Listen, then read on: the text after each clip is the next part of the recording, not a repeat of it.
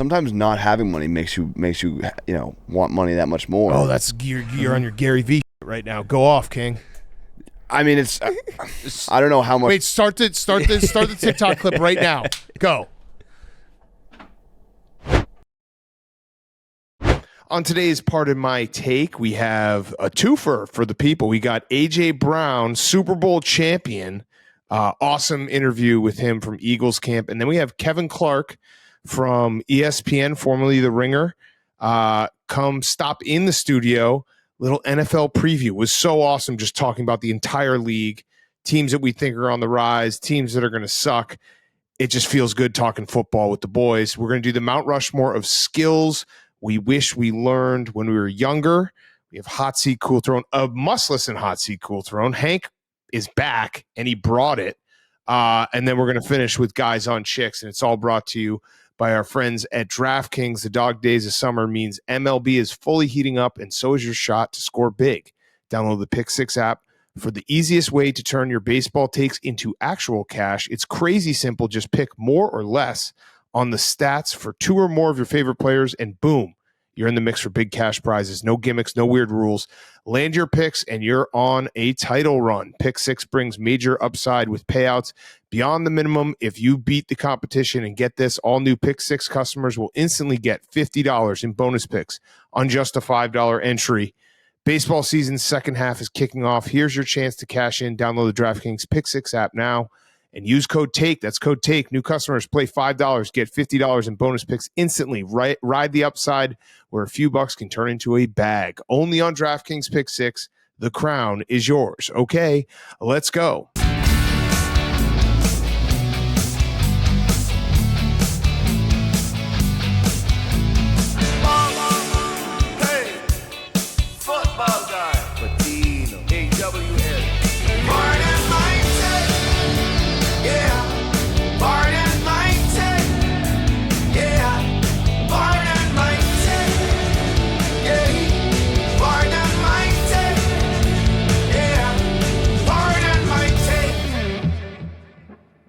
Welcome to Part of My Take, presented by DraftKings. Baseball season's second half is kicking off. Here's your chance to cash in. Download the DraftKings Pick 6 app right now and use code TAKE. That's code TAKE. New customers play $5, get $50 in bonus picks instantly. Ride the upside where a few bucks can turn into a bag. Only on DraftKings Pick 6. The crown is yours.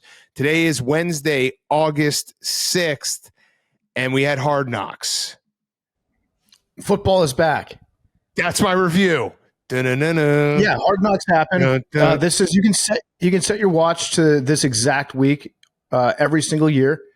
Our excitement for Hard Knocks, and then our disappointment once we remember that, oh yeah, Hard Knocks is just going to be like a 45-minute commercial for whatever team they happen to be profiling, because otherwise no teams would ever do it, and the NFL wouldn't allow it. So we saw football. We saw some nice slow motion throws. Yeah, we saw Deion Dawkins driving like a maniac, putting his kid in a drift seat. I didn't know that they made drift seats and child seat versions. That was awesome. And they like ice cream. Yeah, that's my Hard Knocks. It was every time we get to this point in the calendar, I do get excited because Hard Knocks does hold a special place in my heart, because it usually is. We always do the football is back. I know the Hall of Fame game, but this is really like, oh, Hard Knocks. Like, you're watching them in camp. They're talking about the season. It feels like it's all coming around. But yeah, it's really just, and especially because the Bills are good. That's a difference. Yeah. Like, usually they would not let playoff teams in. I did like it was probably about 15 of the 45 minutes was just like Josh Allen is the greatest human ever. That was cool. Mm-hmm. And then, yeah, the ice cream was probably the big takeaway. Tre'Davious White, very bad cone management, but otherwise that ice cream looked incredible. And then the only other note I had was Dawson Knox, salute to you. Very relatable moment where in front of his wife, he packed his bag and just jammed everything in. And then his wife's like, well, you can't do that. Let me do it. And then she perfectly packed the bag for him. Like, that was just genius move by him, because everyone does that, where we just throw everything in there and it's all wrinkled. It almost, the way I pack, as I'm putting my clothes in there, they get wrinkled. Like, they get wrinkled on touch of the suitcase. And then the wife comes just like, here, Dawson, let me just do this for you and make it so it's perfect. So great job. I know what you're doing, dude. It's a classic trick. Oh, I don't have any idea how to pack this suitcase. What do you mean my t-shirts are going to get wrinkly? I don't understand what you. Oh, you want to do it? Oh, that's awesome. You're so sweet. I bet they've been married for less than 2 years. That seems like a relatively newlywed thing. I will always love Hard Knocks. I usually like it when the coach gets up and you get to see a little bit of personality from the coach giving the welcome to training camp speech, and they just like rip into something because they've had all summer to prepare. We saw that with Rex Ryan. We saw that with everybody, for the most part, every team. I mean, even last year, Eberflus, I was like, maybe Eberflus has the pulse of this team. Leader of men, ? But it's bullshit that they didn't show the Sean McDermott training camp pop-up speech, especially if he had like the redacted 28 pages that he was going to talk about. But like, you know what I'm talking about? Like when he's talking to the team and he's like screaming at them and getting them fired up. That's what I love to see out of Hard Knocks and training camp, and we didn't get that, so I'm a little upset. Yeah. I wish you hadn't just said Eberflus's name because I actually was thinking about that while watching this. I was texting my friend John Greenberg, who does great work on The Athletic, and saying, like, remember when basically HBO tried to pitch to everyone that Eberflus was a cool guy who totally was competent? That was last year's Hard Knocks for how the Bears season went, was basically triumph of the will. That was just straight propaganda. It was as propaganda as it gets. So, but at least the Bills are good. I will say also the new stadium looks awesome. The wind shit, Hank, that had to fuck you up a little. Although maybe, would you say that confirms wind isn't real, or they had to do the science? Weather isn't real, but wind is. Wind is real, but weather isn't real for over-unders. Weather is okay. Real. Yeah. Okay. So I mean, they designed the stadium. When they showed the stadium, I was like, I hope they talk about how it gets the wind out. And then they spent the next 6 minutes talking about the science behind it and how it's engineered to like absolutely make it still to play playoff games, in which I think is probably good for the sport. But also the wind didn't really seem to affect Josh at home. No, but you also have to think this is a stadium that they're building for the next 100 years. Josh Allen's probably not going to play for another 100 years. Yeah. But classy move by Josh. Call him Mr. Pagula the whole time too. I love that. Yeah. When a grown man calls another grown man Mr., you have to when it's the owner. Especially when he signed that big check. Yeah. Yeah. All right, what are the other two things you had? All right. Two other things. AJ Epineza, absolute psychopath. Crazy. Caught a snake with his bare hands. Wait. AJ Epineza, psychopath. That dog is the craziest dog of all time. He has a dog that barks when he sees a snake. Like the whole time I was watching. Trained. Get that dog away from the snake. No, but the dog is trained to hunt snakes. Well, not even to hunt snakes. The dog is trained to locate snakes and be like, hey, Dad, there's a snake over here. Come get it. I know what you're saying, but I'm saying, like, I watched that clip. I was like, please get that dog away from the snake. That snake's going to kill the dog. I think the dog knew what it was doing, and I think it has implicit trust in its owner. Like, if I was that dog's owner and it saw a snake, that dog would get the fuck out of there and be like, hey, let's bounce. Yeah. But I'm not like a 6'3" linebacker that's jacked up. And then he goes over there and just grabs the snake, an 11-foot long snake. How is that even possible? Ask Hank, the AI videos. Hey, Hank, did you see that river with the anacondas breeding? Scary. Very scary. There's about, never I don't know, there. 60,000 anacondas that this drone shot got. Looks so real. And the giant anaconda. Oh, yeah, and the big one at the end. That one was real. That one was so real. Okay, what was your other note? My other note, Bills fans turn off the podcast or just fast forward like 30 seconds right now if you're a Buffalo Bills fan. I'm pre-sad for Bills fans. I'm pre-sad because it is just it's great to watch Bills fans. I love Bills fans. They're great people. They love their football team. Like, you don't have to go out of your way to make propaganda showing that Bills fans are awesome people. Yes. But the belief and the hope that they have, like, this is our year. We're finally going to get it done. We're doing it for all the old guys that made 4 Super Bowls in a row, didn't win a single one. I'm pre-sad for them. And I hope that I'm wrong. I hope that I'm wrong, but I am pre-sad. Bills fans are the best. It was also actually cool being, because we were there 3 years ago. I I like that the Bills do it old school at a like small college dormitory. There's what they say five teams in the entire NFL do that. So I like that, and we got to see that. We were there. We were in the dorm room. So I know this is dumb brain shit, but I was like, oh shit, I know what that looks like. I was also there. Yeah, I know. It's nice. That's it's like it. a little That's all bit I got. like, no, that place exists. That's a real spot. I know it because I pooped there. Yeah, I know that's really stupid, but it really, like, if you've been somewhere that is then on TV, you're the whole time you're like, oh shit, I know that place. I also, I saw that once. Hank, your review. Okay, good job, Hank. Football's back. No, football's back, and yeah, I love Hard Knocks, and football's back. Okay, every Zach. year I love this first episode. It reminds me so much that football is back. Zach, your review. And it will be the last episode I watch. You're muted, Zach, but it looks like you're making a great point. I think that Hard Knocks is about to get so hard knocked. Okay. And that I hope the best for the Bills. So, what was your favorite scene? I have been hearing a lot about this ice cream sundae that was being made. Possibly that could be constructed at a later date. Okay. Did you have like a favorite spot, Big Cat, where like maybe popped off the page a little bit? No, I think my favorite spot is PFT and I are gonna gift you an HBO subscription. So we're gonna get that for you because we know you're gonna get two of them. Yeah. I appreciate that, guys. But I can try to lock in with I know my brother might have one, so maybe I'll hop in there. Like I should have done that earlier, but that's on me. Okay, so can we get a quick? I was gonna say, can we just get a quick visual of your apartment? It looks nice. This is me at the desk.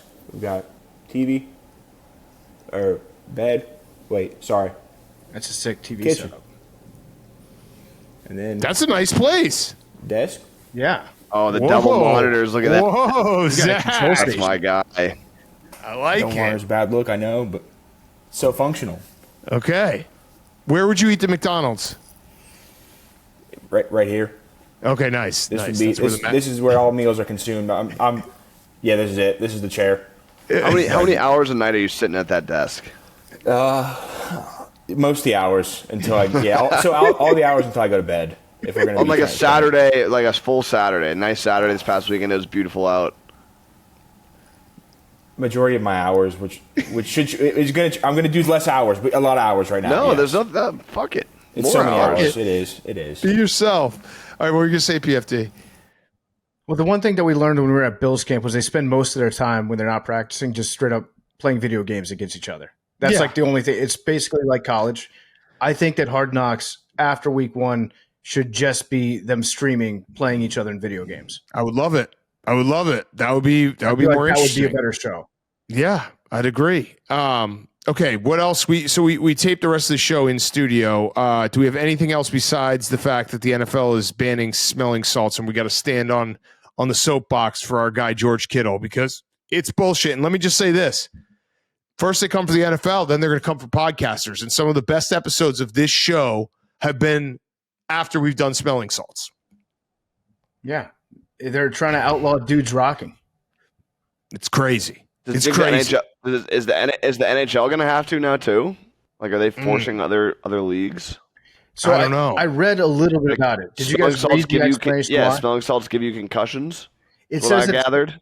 Some of the symptoms or after effects of taking smelling salts, inhaling ammonia salts, are similar to the after effects of concussions.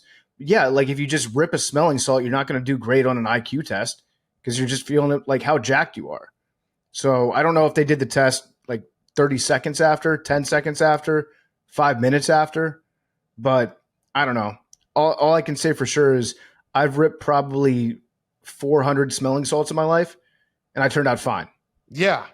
It might be the Bills game against the Texans last year.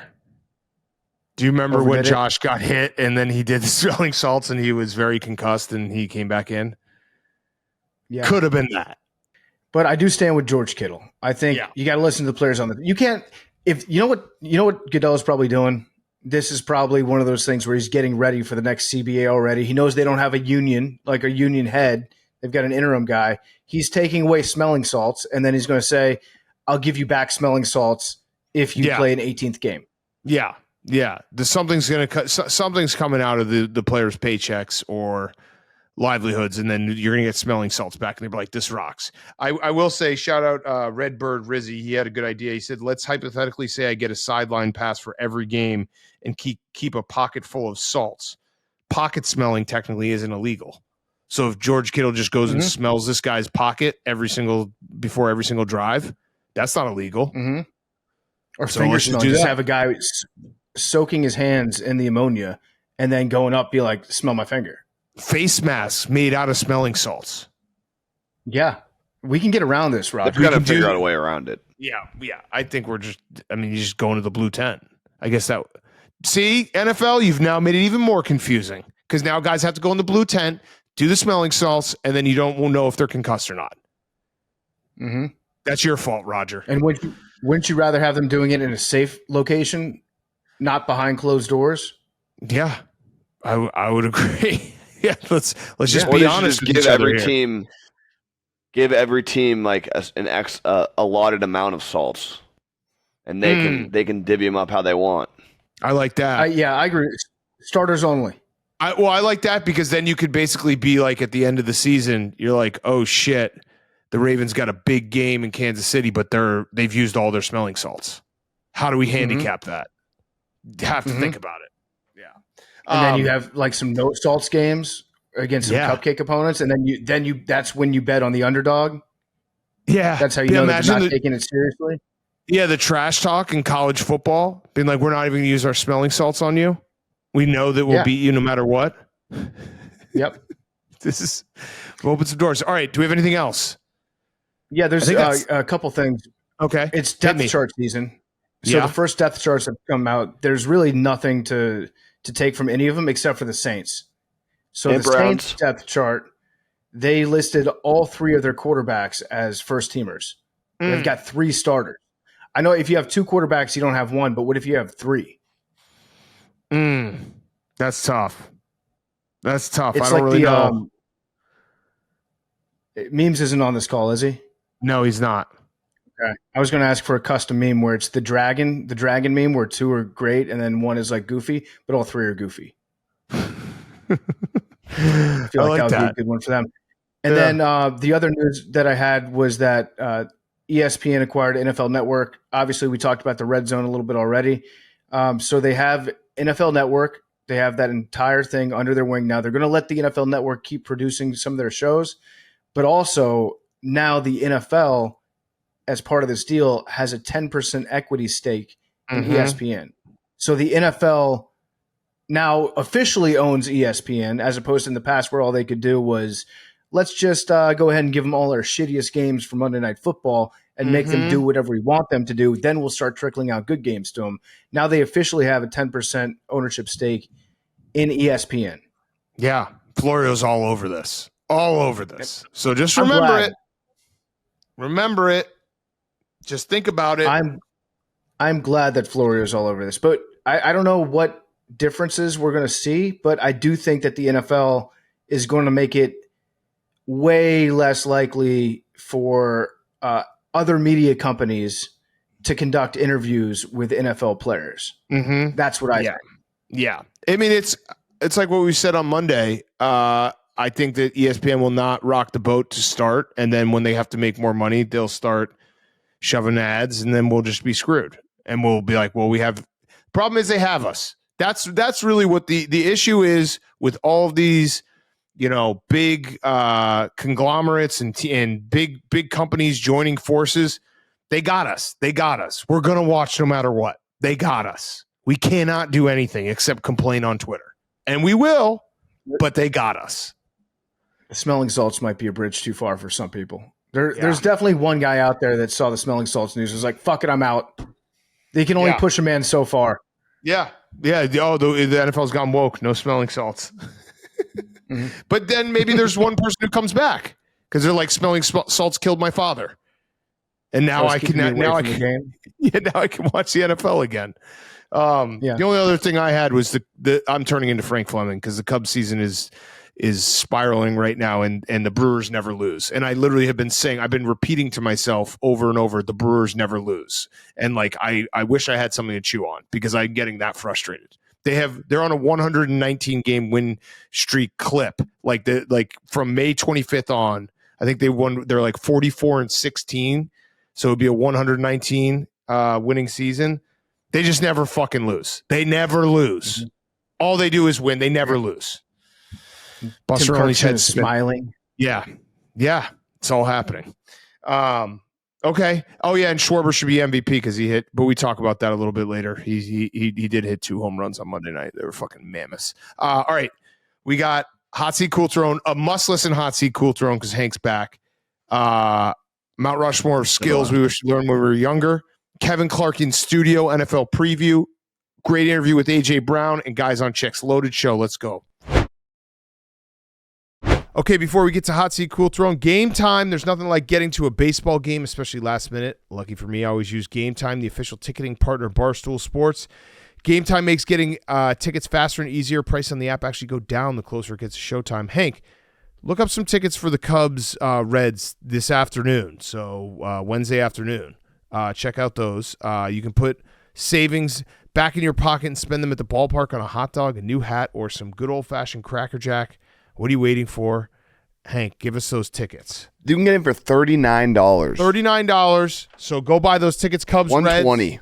$54 for the bleachers. Love that. $20 off when you use code PMT. So go get those Cubs Reds tickets for $39 on the Game Time app and get some great savings. Take the guesswork out of buying tickets with Game Time. Download the Game Time app, create an account, use code PMT for $20 off your first purchase. Terms apply. Again, create an account, redeem code PMT for $20 off. Download the Game Time app today. What time is it? Game Time. Hot Seat Cool Throne is brought to you by Body Armor. This segment is brought to you by Body Armor Flash IV. Flash IV delivers faster, longer lasting hydration with over 2,000 milligrams of electrolytes and no artificial dyes, flavors, or sweeteners like those other drinks.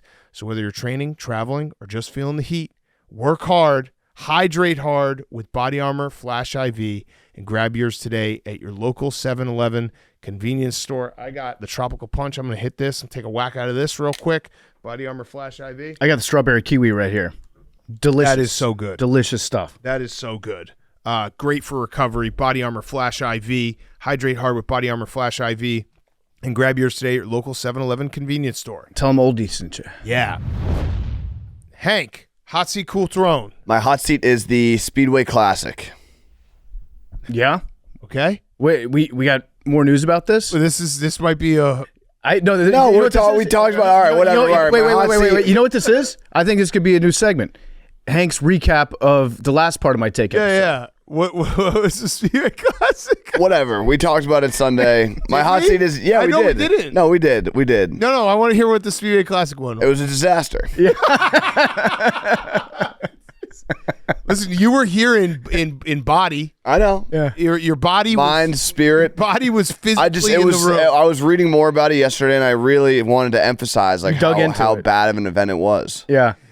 I do like this Wednesday show. Hank recaps the weekend. My other hot seat. I don't know if it's Shams or Giannis. They're in like a back and forth. Shams keeps saying that it's not set in stone that Giannis is coming back, even though Giannis has made it very clear that he's coming back time and time again that they would have to kick him out. He's not going to leave. He's subtweeting Shams, being like, anyone miss Woj? I like that. I like that a lot. That's good. But Shams reported again that it's not set in stone and he could be leaving. At this point, if Giannis just stays in Milwaukee for his entire career, he retires a Buck. He is a one jersey guy. Will he be the most hypothetically traded player of all time? Absolutely. Already he might be. It's crazy. I can't think of anybody that would even rival him. I feel bad for Bucks fans just having to deal with this all the time, and it doesn't feel like it's gotten ever really close. This would be the closest we've ever been, but Giannis is out there saying I'm not leaving. Yeah, it was Dame Lillard. I think he was the number one hypothetically traded guy until he did go to Milwaukee. But yes, it's definitely Giannis. Let Milwaukee enjoy Giannis. Yeah. It's crazy. So he's subtweeting Shams. I like that. Subtweeting Shams. I feel like Shams is not someone who would appreciate that. He's probably silently kind of. Well, that's why he's tripling down. Yeah. He refuses to give it up. Giannis. Okay. It's not subtweeting; it's gyro tweeting when it's Giannis. Mm-hmm. A cool throwing is dildo throwing in the WNBA. Oh yeah. No, just kidding. I mean, man, could have. I actually had that on my hot seat because there's an update about about dildo game. Well, yeah. Well, there's an update about the Speedway Classic. What was the update? It was a disaster. It was, yeah. even more of a disaster. The more things come out, the more you think what a terrible event it was. Oh, you're a funny guy, Hank. They should have had an actual NASCAR race going on during the baseball game. That would have been awesome. Yeah. I was talking to Quiggs about this.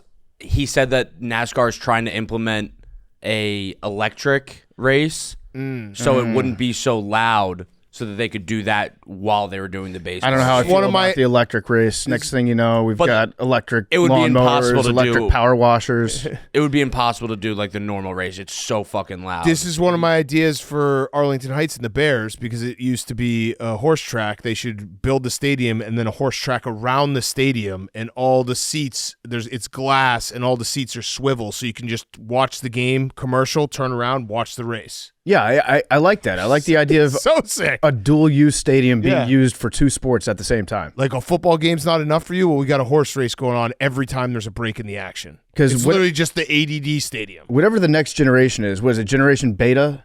Yeah, the betas are here. Yeah, the betas are here. My kids just missed beta. Their attention span is going to be so low that they're going to need probably 3 sports going on at once. Yeah. So let's get some dual sports going on. That'd be sick. It'd be so sick if they were just they're like, hey, here's a commercial break and here's a race, and you just turn around, boom, you can bet on it, just everything. Just figure it out. Be awesome. Good hot seat, Hank. Thanks.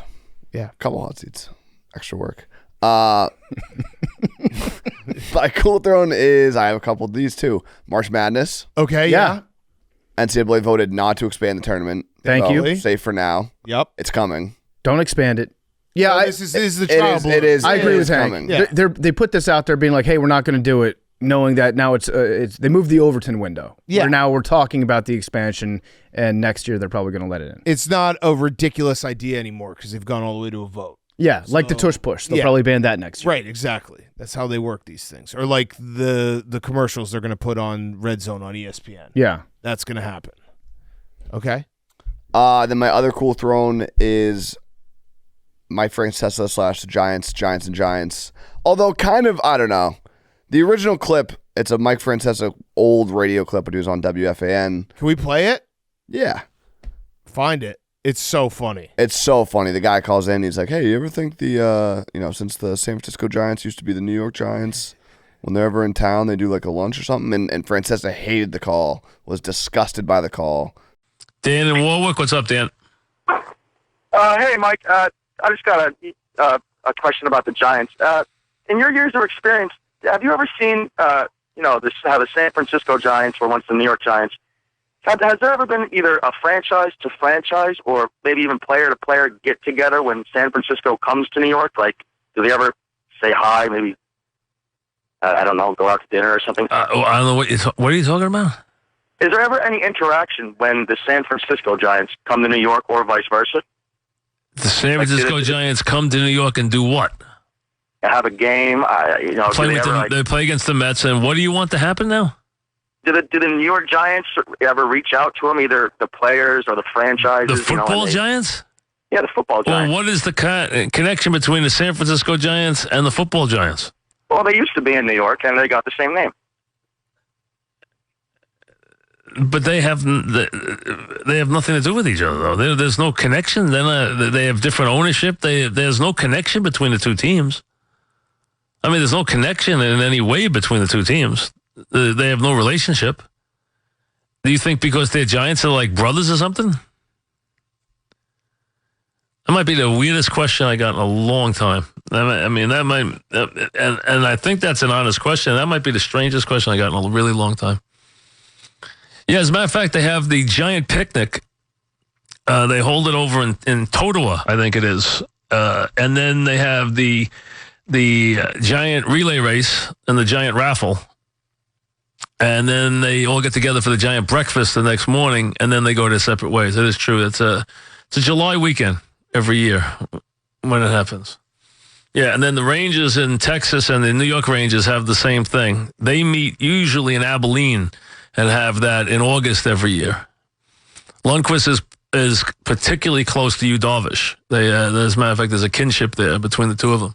And they did an actual Giants, San Francisco, Eli Manning, some players from the San Francisco Giants meet up. What was the caller's name? You remember?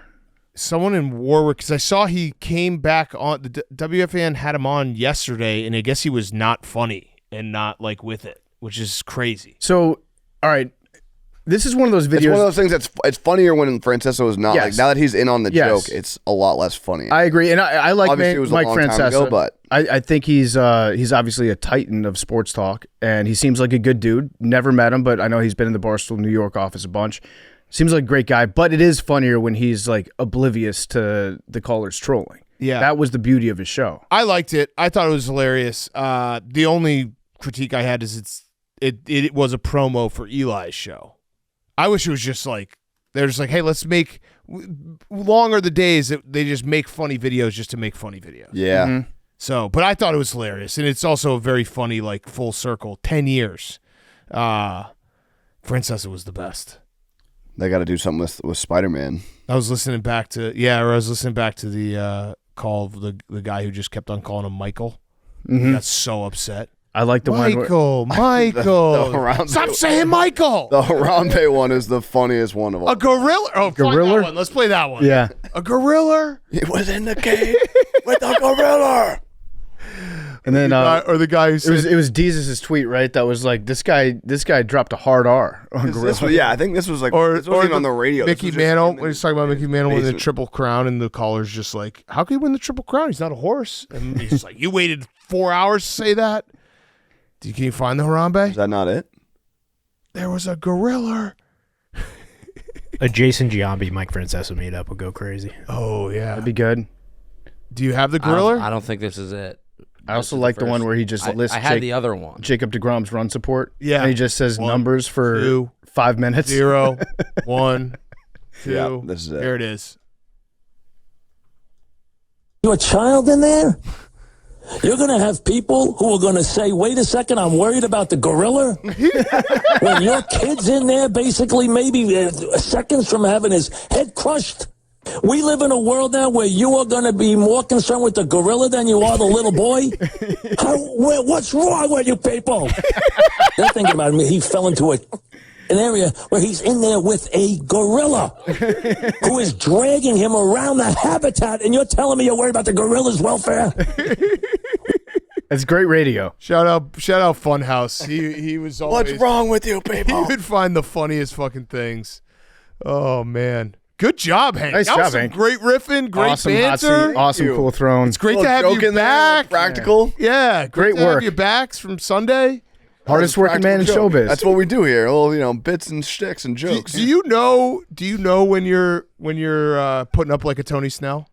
Yes. Okay. What? I didn't know. I didn't know if you walked away on Sunday's episode being like, nailed it. I'm like I'm awake. It was the moment I had it was when I said the someone needs to throw a Asa pocket Akira, pussy yeah. on NBA, and I go, hey, Asa Akira. You go, no, that was a pocket pussy. I was like, we don't got him. Yeah. There's nothing Physically. going on here. Physically. Mentally, where were you?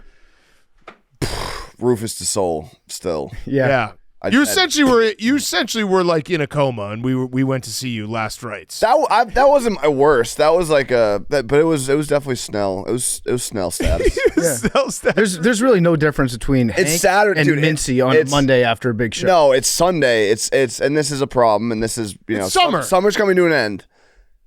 Because I don't really do it in the regular season. I'm old now, and Saturdays. The regular season. You did a double dose of Rufus the Soul on Saturday. I like that. like Saturday, going out on a Saturday. this is off-season Hank. I can no longer do it. Yeah. I'll be hungover Monday. Like I've been having 2-day hangovers this summer. They've been Yeah. brutal. But it is summer, and it was the so- perfect. Last weekend was the perfect Chicago, like, events going on, weather, just everything. You went to a Rufus Du Sol concert, and then you went to another Rufus Du Sol concert. You chased it with a Rufus Du Sol concert? I was souling it up. That's a tough Saturday for any human. Yeah. Was that at Lala? It was at Lala and then at a club at Radius. He did the after show. You just followed Rufus Du 5 Sol a.m. around? Yeah, I met him. I met Dew of Rufus Du Sol. I might do that during Riot Fest this year. Riot Fest looks awesome. Shout out John. They want to come on. Great guys. All right. Love it. Okay, PFT, your hot seat. I can't follow Tough that to follow. up. I can't follow Tough that to one follow. up. Speaking of zoos and deaths in zoos, my first hot seat is a zoo in Denmark. There's a zoo in Denmark that's running low on food for some of their animals. Mm-hmm. So they're asking people at home, if you have any pets that you're looking to get rid of, bring them in, and we can euthanize them and feed them to our animals. So What the it says, fuck? if you have a healthy animal that has to leave here for various reasons, that you have to leave here for- Healthy? yeah.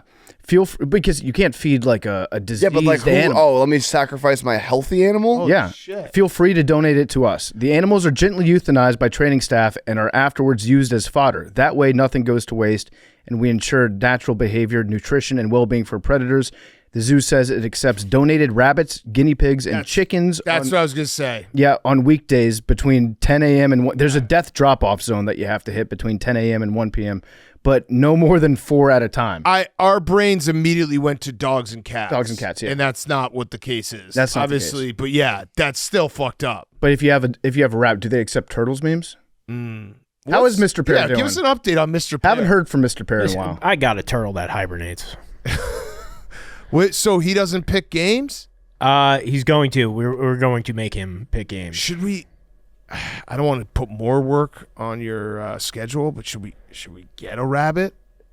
Also pick games. If we don't like it, we can take it to the zoo. A tortoise and a hare on every game would be interesting. Think you can handle a rabbit? I think rabbits are much more difficult to keep alive. Maybe another turtle so that Mr. Pear can chill. That turtle can pick games. Yeah. And a rabbit. We need something out of our animals. So I don't know if it's getting a rabbit, waking Mr. Pear up, maybe getting Mr. Pear on some TRT. I don't know. We got to do it. Mr. Pear is going to pick every single football game this fall. Mr. Pear is a chick too. I just remembered that fact. So does Mr. Pear have a better record on certain games like Thursday night, Sunday night, Monday night? I think Thursday night he went 500 for March Madness. Can we sort the data though? That's not good. Yeah, that's flipping a coin. Can you do that? Can we sort the data on what night of the week he was best on? Yeah, because he's telling us. He's telling us where his sweet spot is. We need some picks. Okay, and you might have to get a rabbit. The rabbit, we can't get a rabbit. Why? Keeping a rabbit alive and healthy requires significant time, effort, commitment, similar to owning a dog or a cat. Rabbits are not easy. Okay. We can't do this. We can't do that to this rabbit. Why don't we just with Billy? What if we get a turtle and call it rabbit? Another turtle and call it rabbit. Okay, that's get a lobster. Or does Mr. Pear need a friend? Mr. Pear could use probably. I What feel if like we- another tortoise. What if we just got a rabbit and let the rabbit live inside Vanny Woodhead? That's the rabbit house. That rabbit would die so quickly. Probably get out. Oh my God, Memes! You Definitely can't get send out. that. Memes just sent a face swap. Nope. Of Hank on Tony Snell. It's just you can't do that, Memes. Nope.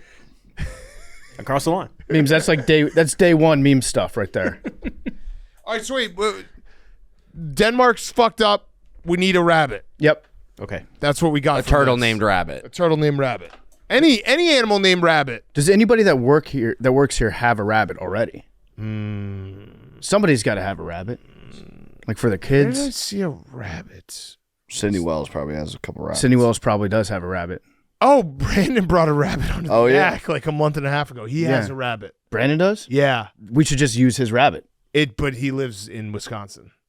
Yeah, but he could film it at his house. He could, but I want to see the Look at tortoise Memes and the can go rabbit to next Brandon's to each house, other. film the videos. Yes. And then, all right. Or what if? Yeah, Memes could do that. What if that was our college football? Oh, for Brandon. But Brandon does have a sneaky zoo going on. Yeah. 'Cause he's got a rabbit. He's got 2 birds. He's got some gerbils. Just basically anything that is in a video for like a second here just goes to Brandon's house. He's got that one Country boy. that one fish in his lake. Yep. Yep. That That he keeps catches? catching. Yep. Well, he doesn't even catch it. It's just on a leash. Yeah. I feel like when you're Just country, walks that's it. you wouldn't even like consider that having animals. You're like, yeah, I only have like a rabbit, 2 gerbils, and a dog. Like I don't really have animals. I do have a ton of rabbits that live right outside my house. Yeah, no, the street rabbits are real. I'm always scared that a street rabbit's going to run into my garage late at night because when you get into the alley, like they see the lights and they'll just run in front of your car zigzagging. Yeah. And I'll open my garage door. What do I do then? I don't know. Like I Then get the that's your rabbit out of there? No, that's your rabbit now. I've come close a couple times. You have to keep that rabbit. I think those rabbits are not.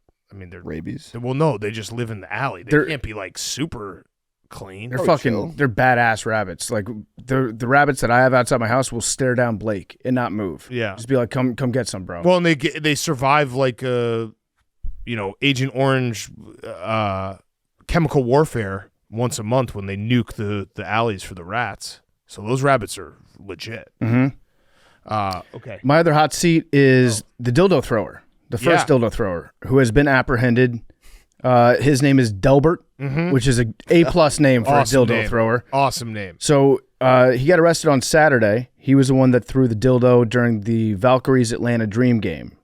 And he's 23 years old. This guy, he faces charges of disorderly conduct, public indecency / indecent exposure, and criminal trespass.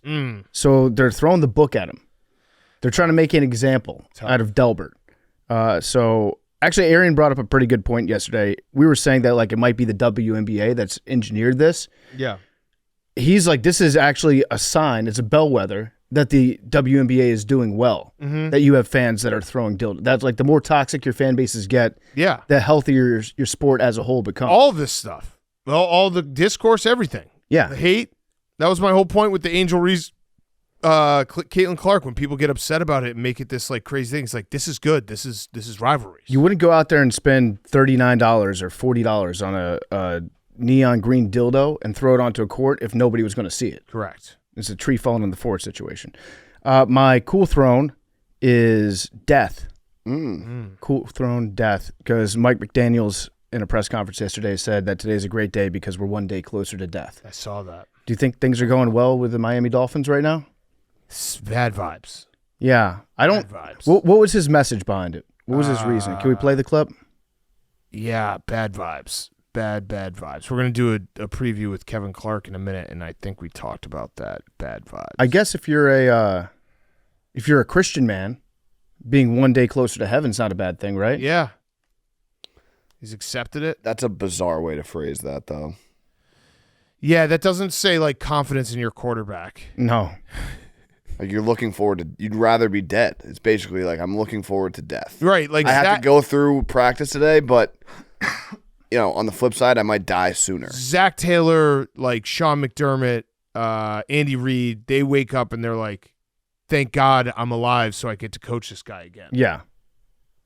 Okay, we'll play the clip. You should stand corrected. Good morning. False. Great morning. Let's go. Oh. What makes this one great? Because we're another day closer to death. Oh. So he actually is taking the approach of he's ready to die. Ready to die. Not afraid to die. Yeah. That sounds like death would be better than having to coach the Miami Dolphins. He didn't think about what he was going to say until 1 second before he said it. Yeah. And then he probably finished it and was like, shit. I think maybe the last conversation he had was with Tyreek before he went out there. And then that was the first question he got from the reporters. Yeah. Okay, my hot seat, and we are going to talk a little bit about this in a different way with Kevin Clark, but my hot seat is Brian Schottenheimer for the Dallas Cowboys because he has shown up to a press conference with a backwards visor. Colin Cowherd is not happy. He said he didn't get the memo on how head coaches are supposed to dress. He bumped them down 4 wins. They're a 2-win team now in Cowherd's analytics. That's they're going to win more than 2 games. But the backwards visor is concerning. It's a bad look. Yeah. That's like I just got off the golf course and I'm hammered. That's also like he doesn't fully understand that he's the head coach yet. He thinks it's maybe just like he's getting pranked. Maybe he's trying to do like a distraction thing. Maybe he's doing a little Phil Jackson, make the conversation about the coach instead of about the player. Smart. I know what I'm going to do. I'm going to wear a visor backwards. I know that people are going to talk about it. Yeah, the visor backwards doesn't, like, the backwards hat does play in certain circumstances. I don't know if the backward visor has ever played. It's a coordinator move. Yeah. Yeah, he's still stuck in coordinator. My other hot seat is myself and everyone in this room, and maybe someone can explain it to me, but did you guys see the woman who was hired by ESPN, Katie Feeney? Who is that? So she used to work for the football team. Oh, for a while. So okay. she was in charge of like doing their. So you know her and stuff. She's a lifestyle creator. Yep. But I saw this hire and I was like, I'm sure hopefully she has all the success in the world, but didn't know who she was at all. I've seen her videos when she did stuff for the Commanders. People are mad online. And Penn State. I mean, getting mad about this is weird. Yeah. Yeah. Because like she's gonna probably do content that if you're mad about this, you probably will never see her content. I think she doesn't work for football teams. Right. Like she's been doing sports. I was more like, shit, should I know who this is? I don't. No, she's been like kind of behind the scenes, but she I guess she gets results. Hey, listen, if you can do social media and get numbers for Sam Howell's Washington Commanders, well, that's actually that's true. Then you're probably doing something right. I saw a lot of people getting mad because they're upset that ESPN is going towards this type of content instead of their traditional intelligent content, such as having Shannon Sharp and Stephen A. Smith scream at each other for 4 hours. I don't think it's going to take away from that. You're still going to get that at ESPN. I do like the people who are like bring back traditional Sports Center. I obviously I love traditional Sports Center. It just, how would it work when you can get every single highlight instantly? Bring back the world that was in. Shit and watch the top 10 by scrolling Instagram. Right. Yeah. Like when someone hits a home run, you see it within 4 seconds. Kyle Schwarber, NL MVP maybe. Mm-hmm. Good point. So many. That's a good point, and it's directly related to this conversation. Yes. It is. Exactly. It is crazy. I wasn't surprised by it. Like she's been, it's not that crazy of a hire. It's more crazy to me that, talking 10 years ago, 15 years ago, that ESPN has shifted towards us. Yeah. Oh yeah. Mm-hmm. Oh and yeah. not the opposite. That is just crazy when you think about, 10 years ago, like where we are. Yeah. Look at Barstool, look at ESPN. In 10 years, ESPN is going to be doing moves that like Barstool would do in hiring people in that world and not like traditional sports. Yeah. Mm-hmm. Yeah. No, it's a good point because like I said, I was like, I don't care. I'm happy for anyone to get a job in a very tough business, but I just didn't know who it was. I was like, should I? Did I miss this? I did not. I was not like super familiar, but I knew that I'd seen some of her stuff before. Got it. So, but I don't know what she's going to be doing. Like when ESPN puts out a press release saying we're hiring somebody to do lifestyle content. Yeah, they had to have known that press release was going to having Schefter tweet that out was crazy. Lifestyle but that's content. also why people are waiting for like trade deadline and like NFL news, and it's like, what? That's also the funny part of it to me because my reaction was, I don't know who this is. I'm not going to get upset about someone I don't know who it is. Whereas a lot of people are like, I don't know who this is, and now I'm upset. Mm-hmm. Like, what? You have no idea. She could have great content. You have no fucking idea. See. And the internet's free. And the internet's free. Don't follow. Yeah. Don't like it. Don't watch it. Don't go on TikTok. My cool throne is college football fans because we have our first coaches poll out now. Yep. And that's great because people can talk about how they've been left out, where they might be. We have Texas 1, Ohio State 2. That will be week 1 in Columbus. Penn State 3, Georgia 4, Notre Dame 5. Stack top 25. Illinois 12, by the way. A lot of Arizona State 11. Those are some notable ones. A lot of great logos on that top 25 right there. Yeah, SMU, Kansas State, Indiana 19. LSU make or break year for Kelly. I'm excited. I'm very excited for college football. People are saying JMU might be in the college football playoff this year. There you go.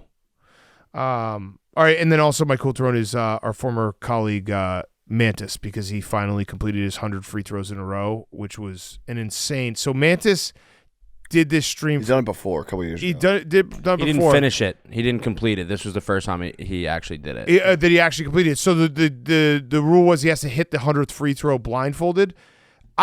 The 100 free throws aside, he shot 6,000 free throws. He was shooting 95% from the line. Yeah, it's crazy. It's insane. One of the best moments was when we brought him in as a ringer for our free throw stream, and Pat Bev was there and just like, what's going on right now? Yeah, and he's just wet. What up, twin? Zach, you got some hot seat cool thrones? I do, yes, sir. My hot seat today is the River City Mall in San Antonio, Texas. Yep. There was an injustice served. Duke Dennis was arrested unrightfully. Who's that? Gentleman on the internet. He AMP. AMP, any means possible. You guys familiar? No. Yeah. Internet Collective. I am, but Hank's not, so you should explain who he is to I can Hank. do that. Duke Dennis would be, I would say, one of professional cool guy, if we're going to go in layman's terms. Okay. Also, fantastic streamer. And okay, there it is. I was trying. But there was an injustice served. He was just trying to play hide and seek with the boys out at the mall, and he was arrested for playing hide and seek with the bros. For playing hide and seek? Yes. He may have. Like, there's conflicting reports that maybe he tried to flee arrest, but I chopped that up to him being, like, in hide-and-seek mode still. Like, I don't think he was trying to evade police. He thought it might be, like, some stream snipers dressed up as the cops. He was just in that mode, yeah. And I just think it was an injustice. Can we I'm going to throw out an idea. I would love to do it maybe next year, Grit Week. I would love to do the you ever see those trainings where you have to hide from – like SWAT team or the police, and they like use real humans for trainings? No. Imagine us doing that. It'd be so like sick. Practicing hiding from a SWAT team? Yeah. Yeah. You have like a certain amount of time to hide. What we're gonna do for the office? What were we gonna do? We had one of our security guards was like a cop or retired cop. We were gonna get SWAT to come in for, and they were gonna do a training. No, they were gonna do a yeah. training, and we were like, we should, like, you know, they were asking us if we were cool with it. Me and Mikhail were like, yeah, and they were like, can we just not tell people in our office? I was like, no. And they're like, yeah, you can't do that. But we were like, it would be so funny to actually. We said, can you not tell people? Yeah, we it was a wanted bad to idea get the by us. footage. Yeah. People freaking out just to see what the simulation happens. But yeah, they were like, absolutely not. But it would have been very funny. Very funny. All right, so yeah, I want to play hide and seek professionally. Yeah, as a show. Was he just hide? Was he being really good at hide and seek? Is he like an excellent hide and seek player? A big guy, got some height on him. I don't know if he's picking the best spots, but you got to be at least putting it all on the line to get arrested playing hide and seek. Yeah. So he was just going all out there. I'd like to play hide and seek. Was he hiding too good and they thought it was a missing person and then they found him? I would have loved that. I don't think that is the case. I think they tried to spin it into a disturbance situation, but you can't get too rowdy playing hide and seek. You're trying to be quiet. You're trying to be coy. Yeah. How do you guys think you would fare in like a bounty hunter hide and seek situation? I think I'd be pretty good at it. I want to say I'd be good. I feel like I would go in with a great plan, being like, holy shit, they'll never get me. I think I would get caught. Yeah, I think it depends on the setting. It's like tennis. Like if it's in a mall or if it's like outside in the woods, like it would depend on the setting, I think. Like tennis. Yeah. Right. Well, yeah, like clay, grass. Yeah, no, you can got play it. good on clay. You can't, some people can't play good on grass. Zach, are you saying like in a actual like bounty hunter is trying to find you somewhere in the country situation, or just in hide and seek in general? No, just a bounty hunter leading the hide and seek, not in like you're a wanted man situation. But I kind of like that too. If you want, should we just like? So you're saying commit crimes and then see who can go on the run the longest? Well, just see. You don't have to commit the crime. You could do like simulate committing a crime and then simulate the bounty hunt. We're recognizable. Yeah, but the beauty of having long hair is you can other countries. You can transform. How are you going to get to the other country? I don't know. I just watched Batman Begins last night, and he just honestly, when he just decides to leave, he just starts running. It was very funny. Like, what if I just start running and never turn back? Yeah. What do you say, Max? How do you transform? Cut the hair. Maybe cut it real short. I think people bleach still it. know it's you. If you got a fake beard, you'd be unrecognizable. Unrecognizable. Jacked up. I get strong. I would wear shoes with like 6-inch lifts. Actually, I could shave my beard. If you shaved your face, no one would know who you are. Mm-hmm. If I shaved my face and grew out my hair. These are things that take a long time. That's actually true, though. If I were to shave my face and cut my hair, you guys would have no idea. Yeah, but you'd be arrested just based on your look. Correct. People would be like, I don't know what that guy's up to. But why is he talking with his hands? He must be Italian. Put him in prison. Yeah, we should try to figure out a way to do it. I'd like to do it. It'd be a fun video. Yes, sir. I'll try to find us some bounty hunters. All right. And then your cool throne? My cool throne today, voted on by roughly 1,100 of his peers, Baker Mayfield has made it to the number 50 spot on the NFL Top 100 list. Let's go. After not being on the list, so math tells me next year he's number 1. Yeah. That's true. Yeah. If he keeps improving. I believe so. Are we worried about his hand? Hand contusion, but he's back at practice today. Okay. He's you dog. guys signed, who'd you sign?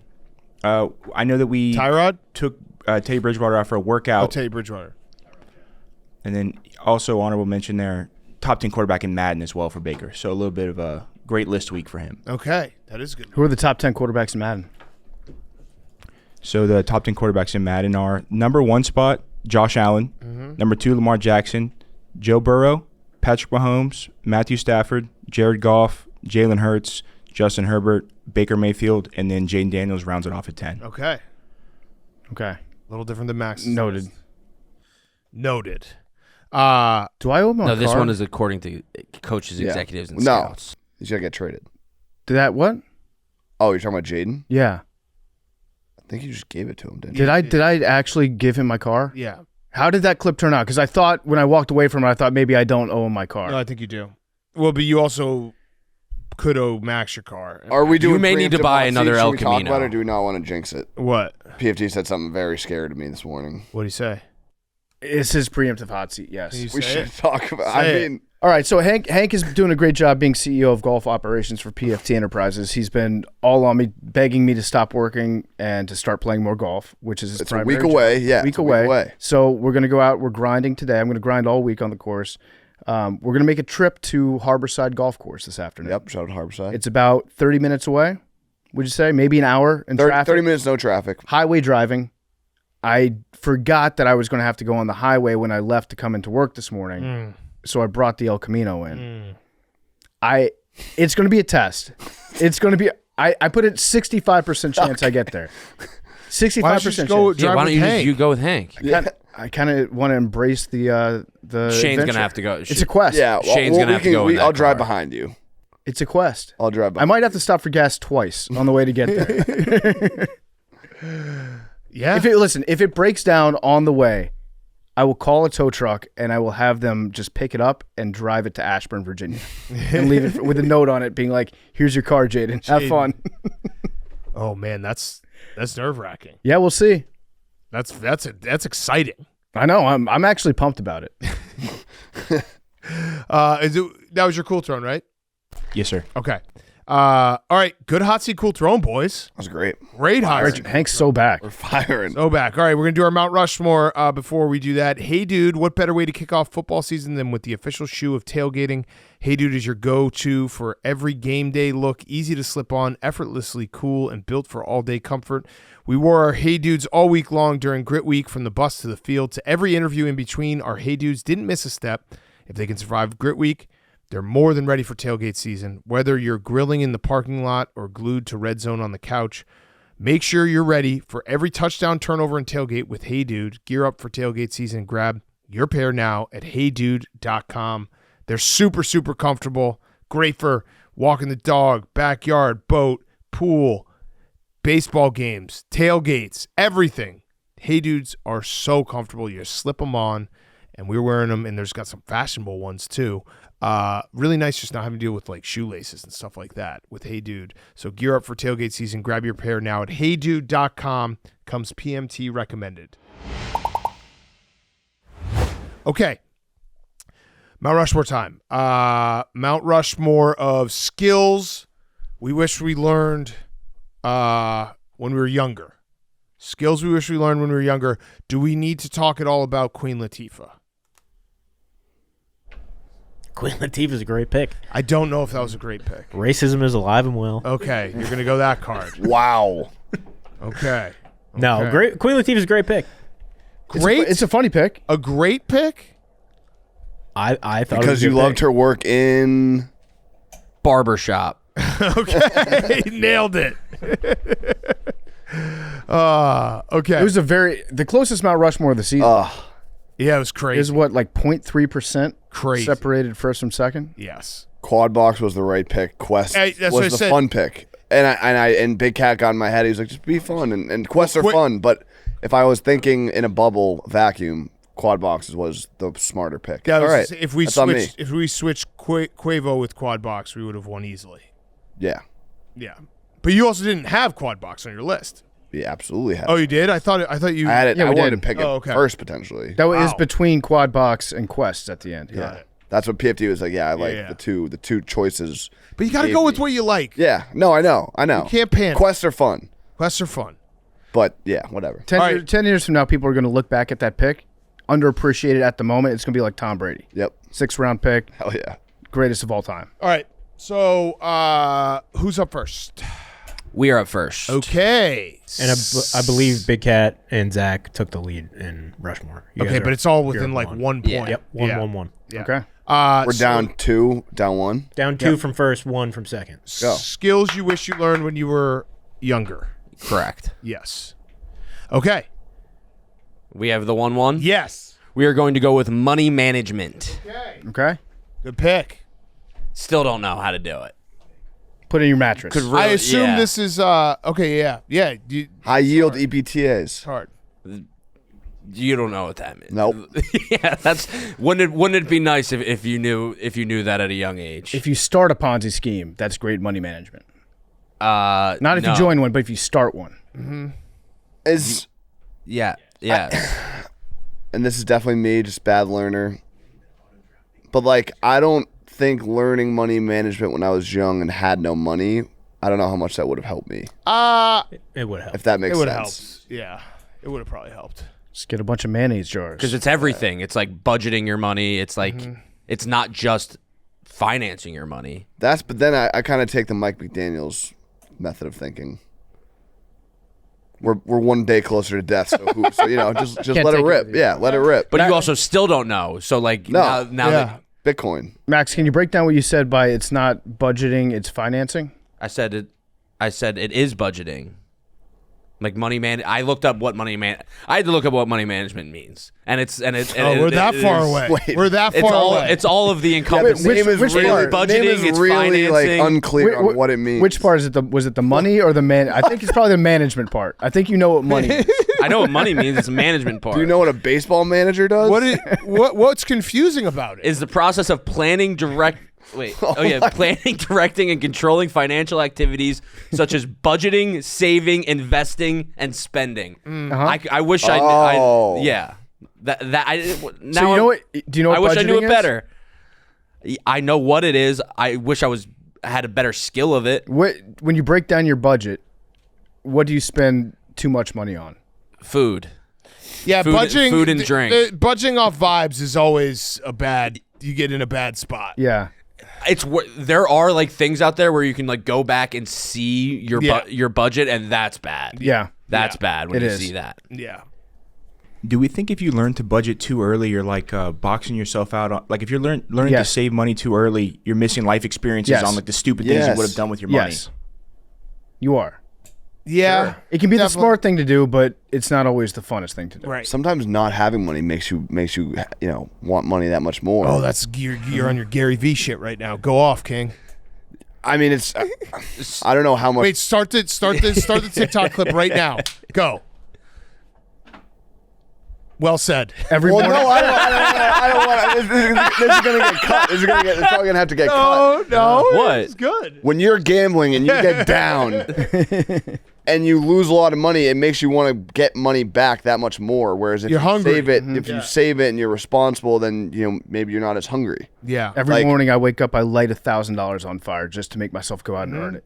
That's what you have to do to be successful. Yeah. Yeah, you got to feel the pain. Yeah. And then it just feels that much better when you rise up. Every morning I wake up and I suffocate a small animal, watching their last dying breath. That makes me say, hey, you know what? You do have to post more on Instagram today. Every day, I walk my dog to the zoo and say goodbye.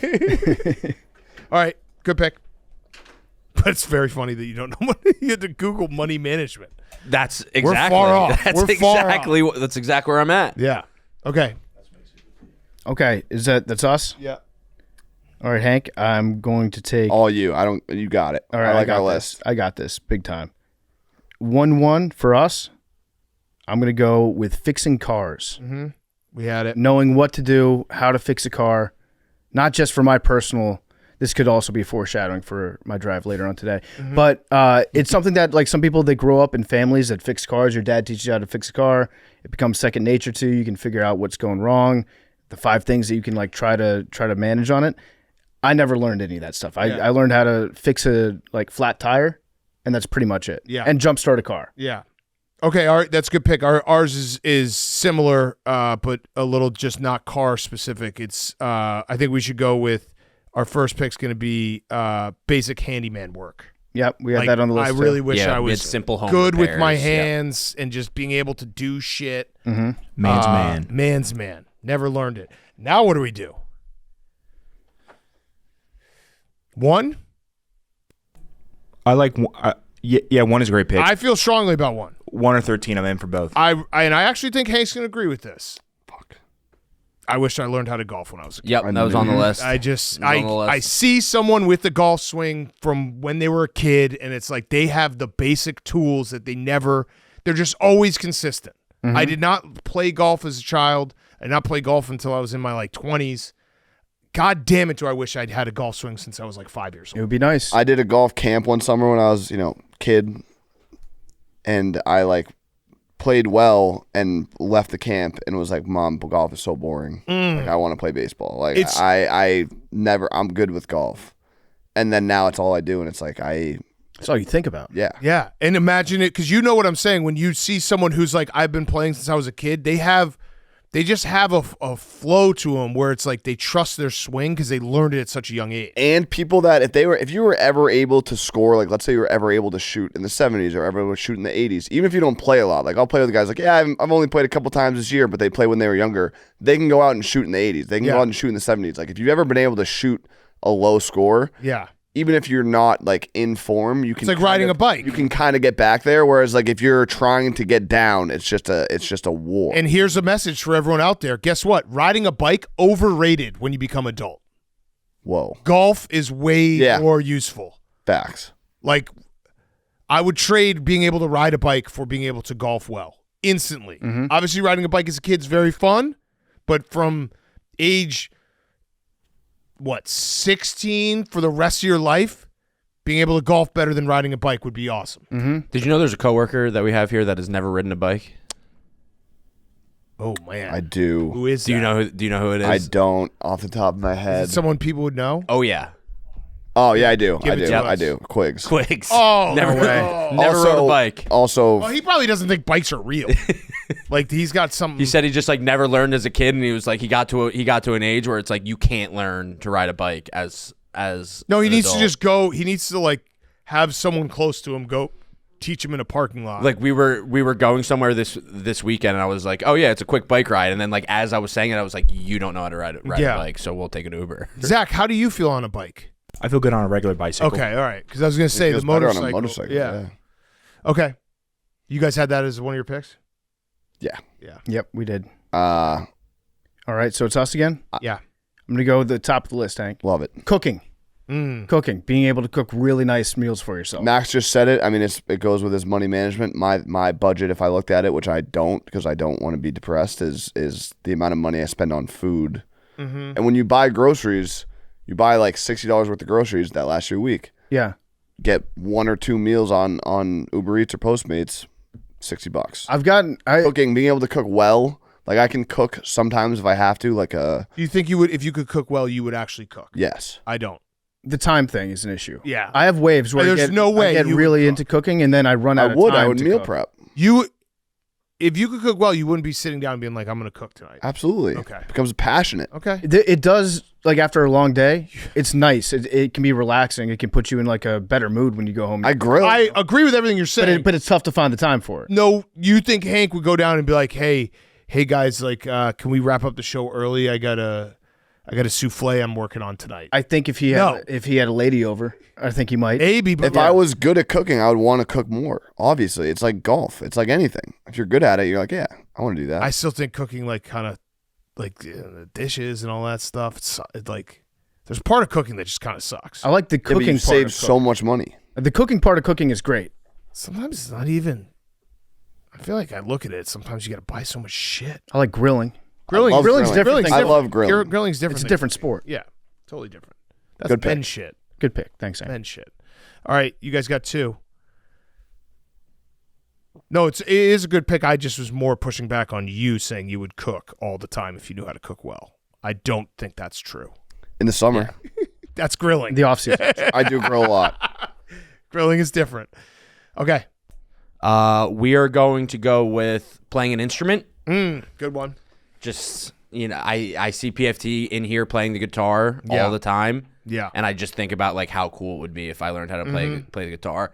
And it's one of those things that everyone like as an adult tries to do. Yep. They're like, oh, I'm going to pick this up. Can't do it. You got to do it when you're a kid or else you're never going to do it. Yeah, PhD gave me lessons for like 3 weeks, Yeah. and I think I learned like 4 notes. Yeah. you need that age when you're like 12 to 15 where you don't really have that much else going on at your house where you can just like chill in your room and play guitar. Mm-hmm. That's where you really learn. What would you do? Guitar or would you Guitar. go? I feel Or like piano. Piano would be sick. Yeah. Piano. Those are the 2 things that you can. It's very cool to be at a house or a party or show up somewhere and it's there, and if you can sit down and play it, like it's cool. Mm-hmm. Like when I was very young, I did like the snare drum in my elementary school band, and then I quickly realized when I got home, it's like you can't play any. There's no songs that you can play on a drum. Right, you just make noise. Yeah. I remember I would like go up to my mom and like be like, "Do you know this song?" And it was just like nothing. It was just like sounds. But yeah, no, guitar, piano, any Good instrument. pick. We had it. Third pick. We're going to go with social skills. Oh, Okay, me. just in general. I thought we agreed on something. What social skills? I thought we were gonna go. You said that one. Now, I know that was the similar- funny pick, but memes similar to Max having to Google money management. Have you at any times Googled social skills? I think it's just small talking shit, Yeah, right? you're not much of a small talk Yeah, guy. you're not a No, small I'm talker a at all. quiet guy. You pointed at that one and said pick it. I pointed at the first one. Wait, what was the first one? We're not gonna say that. You literally pointed at that one and said pick it. We agreed that we could get that one in the last round. But You could have gotten pointed that at- one in the 20th round. No, I You're think that's, talking to guys on a podcast. Yeah, I think that's a good pick. Okay. Hank, PFT? Zach, get ready. There's a couple C's. Zach, before they go, think 14. Think Hank, I'm going to go with one of the C's, and then I'm going to go with Well, we only have one, but I like whatever C you like. 10, 14, and 35. Go ahead. okay. I'm going to go coding. Coding AI. Coding AI. Wait, is it pick coding or coding AI? But how would you have learned that younger? The AI. I guess coding. Yeah, Coding. Coding. The like the Zuckerberg AI thing is crazy. Yeah. Coding though in itself, There- I think is going out. Like I think there was a story I read that like computer coding is like done. Well, no, people are using AI to help them write Got it. code. But still, if you know how to write code, you're pretty much going to have a job for the rest of your life. Like Coding. I had a bunch of people that I was friends with that were in like the computer sciences departments at some schools. And I was like, this sounds like the most boring shit ever. And they hated every minute of learning how to do it, but they will never be unemployed. Yeah. Okay. Zach, what are we thinking? How do you feel about 14? 14, I like. I think we get freaky with it. I What do think we we rip, have 10? fun with it. I think we go social 10 and skills. 35. Come on, social skills. Social skills is it's a funny one. Well, Social I like skills is 14, hilarious. but hold on. Like the question is, so it would be appropriate for you to pick it. I don't know if I could claim that I could have learned it when I was younger. I also know that's something you learn. Social skills. You do. You can definitely. learn them. Yeah. Like You think you taught just them? have them? I don't know. Think Were you everyone's taught, just like- natty? Memes just talking shit when in a muted mic back here to you, Hank. I said 100%. You definitely learn. I was a quiet kid. Meme, should we hire a social skills coach for you? Good. It would like Hitch. What if we go 10 and 14? Would you 10 and 14. do you think 10 is the most extreme form of that? Yeah, I think it's. Listen. I wish I knew it. I wish I learned it. Yeah. We All right, go 14 first, and then 10. Okay, so we would like to take with our third pick how to buy Bitcoin. It would have been really nice to learn that. Oh, but we can't pick coding AI. I mean, Bitcoin's been around for How to- like 15 years. How to buy Bitcoin? When he you was go like to 8 years old. a website and you just buy it. This No, is it's not. mine. Yeah. What? This is investing. All right, fine. Fuck it. No. How to buy Bitcoin? No, you picked money management, not investing. Yeah. Good point. Investing is How just to a small buy- part of money management. Matt. We could if it's not fair because of the AI it's thing, fine. that's fine. We'll take it off. No, you know what? No. It's fine. Zach You can retract. can. No, Yeah. you can't retract. Let's start from the top of this You're round. telling us to. That's on me. How to buy Bitcoin? All right, we have two funny ones that are probably not going to do well in the graphic. If you want us to retract, we'll go crazy ones. No, I think you guys picked how to buy Bitcoin. I think that's a fine pick. I don't think that there's anything really terrible about that at all. I think you're not being honest. You guys think it's going to suck on the graphic. No, I thought Max objected unfairly to it by saying that it's money. That's not money Appreciate management. that. I would have been nice if someone taught you how to buy Bitcoin 15 years ago. That is true. That's Would have been investing. really nice. That's investing. You didn't pick investing. money You picked money management. That is part of money management. No, it's not. Money investing is how That's to like I just said take how your to money put. and invest it. Money management is having money and how to It's manage the exact same thing of me just saying how to play an instrument and you saying how to play guitar. No, that's, Yes. No, that's No. different. That's the same thing. No. Different. How is that different? It is. Also, buying Bitcoin is it'd be like how to play an complicated. instrument, and then it would be like if you took learning how to play Freebird. Like that means you imply you already know how to Yes. play Yeah. guitar. What? No. Good point. If you Good point. want to learn how to play Freebird, that was know a how to play horrible guitar. example. You know how to play Max, guitar, that was a and you want to horrible learn a example. specific Max, song. as the only You're saying member- you want to learn how to play guitar. As the only member of Part by Take who's kind of played the Freebird solo, Hank is 100%. That's right. There's a huge difference between wanting to learn how to play guitar and then wanting to learn how to play a song on guitar because you already know how to play guitar. Also, Max, if I took coding, You're talking you'd be about like, money. oh, well, that makes you money, so you're just taking Yeah, money true. management Good too. point. How to No, get that a is job. way How to get a different. job is the You know exact what money same. management way meant, and different. you're already Also, now buying claiming Bitcoin other is parts of it. difficult. I'm talking about No, actually. it is not. Yes, you it literally is. go on Cash App I've and already buy tried Bitcoin. it, and I You're gonna fucking go on sucked Cash it App up. right Dot now. ETH's accounts just I am. blowing you up, being like, All right, our last pick is karate. Okay, fighting. Yeah, I wish I karate's fucking good. knew karate. Dude, imagine if someone like came at you and you're just like, bro, you don't want this. I'm a black belt since I was 7. Yeah, Karate. jiu-jitsu would be cool too. Just fucking people up with your hands. I wish I knew karate. I really do. You guys like that? Yeah, we can get a teacher. No, because I wish that's kind of like the golf where it's like if you knew karate when you were young and like you like it's also like a guitar. Everyone did karate at some point. yeah, it's like No I one should stuck with it. No one did. No one. It's like I wish someone had I said, got to "Hey, yellow belt. stick with imagine if I was just walking around today and I was like a fucking +2 handicap and a black belt. My life would be way better. Yeah, man. Way better. Yeah, the idea of someone, it's the idea of like, you know, when you're in your 20s and like maybe someone's stepping to you and you just being like, buddy, I know karate. you don't want to do this. I will fucking kill you with 3 moves. Don't step to big guy. He knows karate. He knows karate. He's a black belt. I like CCPFT. Nope, we're not gonna do that. Okay. Oh, come on. We did karate. No, this is more of a karate one. Hank wants me to take a Oh, okay. boring one. Yeah, let's get What? Yeah, it's a boring one. What? Shut the fuck up, Hank. Our final pick is going to be what? No. What? Say it. No, it's not boring, but I'm ahead. excited for what you're gonna pick. have fun. Go for it, partner. Throwing in knuckleball. Ooh, I like that. Throwing a knuckleball would be if you worked really fucking hard on it. Yeah, And you just got to the bigs and you were able to pitch for like 25 years. I like that. And nobody could figure out how to hit it. Yeah, I like that. Anybody, because it's one of those things where I know this is probably 100% wrong, but I think anybody that really dedicates themselves to throwing a knuckleball will make it to Major League Baseball. Yeah, agreed. That was one of my original like I don't even think. Get rich quick schemes. Yeah, I said this to Dave at one point when I was like 20, and I was like, I feel like if you just sent me to a cabin with a coach for a year, I could do it. To be a knuckleball, I could make it to the leagues. And then by the time I was like 27, it was probably, I think I've talked about it on the show. Yeah. It reached an age, but there was like 3 or 4 years where I was like, if you guys want a content idea, I think it was before this show. I was like, if you want a content idea, like just send me to the woods with a knuckleball coach and I'll come back. It was the idea before mini golf. Long before mini golf. That was mini golf was Knuckleball after I got became into mini golf. golf. Yeah. Even if you didn't make it to the pros, just being able to toss a sick knuckleball when you're like hanging out with your friends would be awesome. Make them look like Yeah. idiots. All right, last pick. We're gonna go with carpentry for our last pick. I watch a lot of DIY stuff on TikTok. Oh my God. Have you ever been to a basement where there's a wood he just shop? did the same thing. I'm not going to argue. Yeah, I mean, Yep. it's Yes, I did. fixing around. Yes, I It's did. also Now- carpentry is like that's a You guys pick- full blown like profession that you have to learn You in like picked- a trade No. school. No, Yeah. That's not at true. all. Not at all. I picked minor home repairs.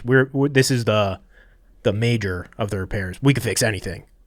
No, just wood. No, actually, you No. can't You're fix taking- anything. we can fix You- anything. No, Only actually, wood. you couldn't fix anything we can because fix it's just anything. wood. No, we can fix anything. taking- Carpentry is just wood. You can't. Yeah. If the water heater blows out, I can fix it. You can't. No, that's major repair. No. You're minor. No. Handyman I said do major stuff. handyman Yeah. work. That's exactly what you call a said handyman minor for. repo- no, I said minor. handyman Minor. work. A I water think you said heater Wait, fix is the I mean, my definition pick was definition handyman of a work. handyman work. You did say no. We said minor home repairs in our list. Oh fuck! That's where you got mixed up. I was thinking. All more- right, cool guys. You guys can build us some stairs.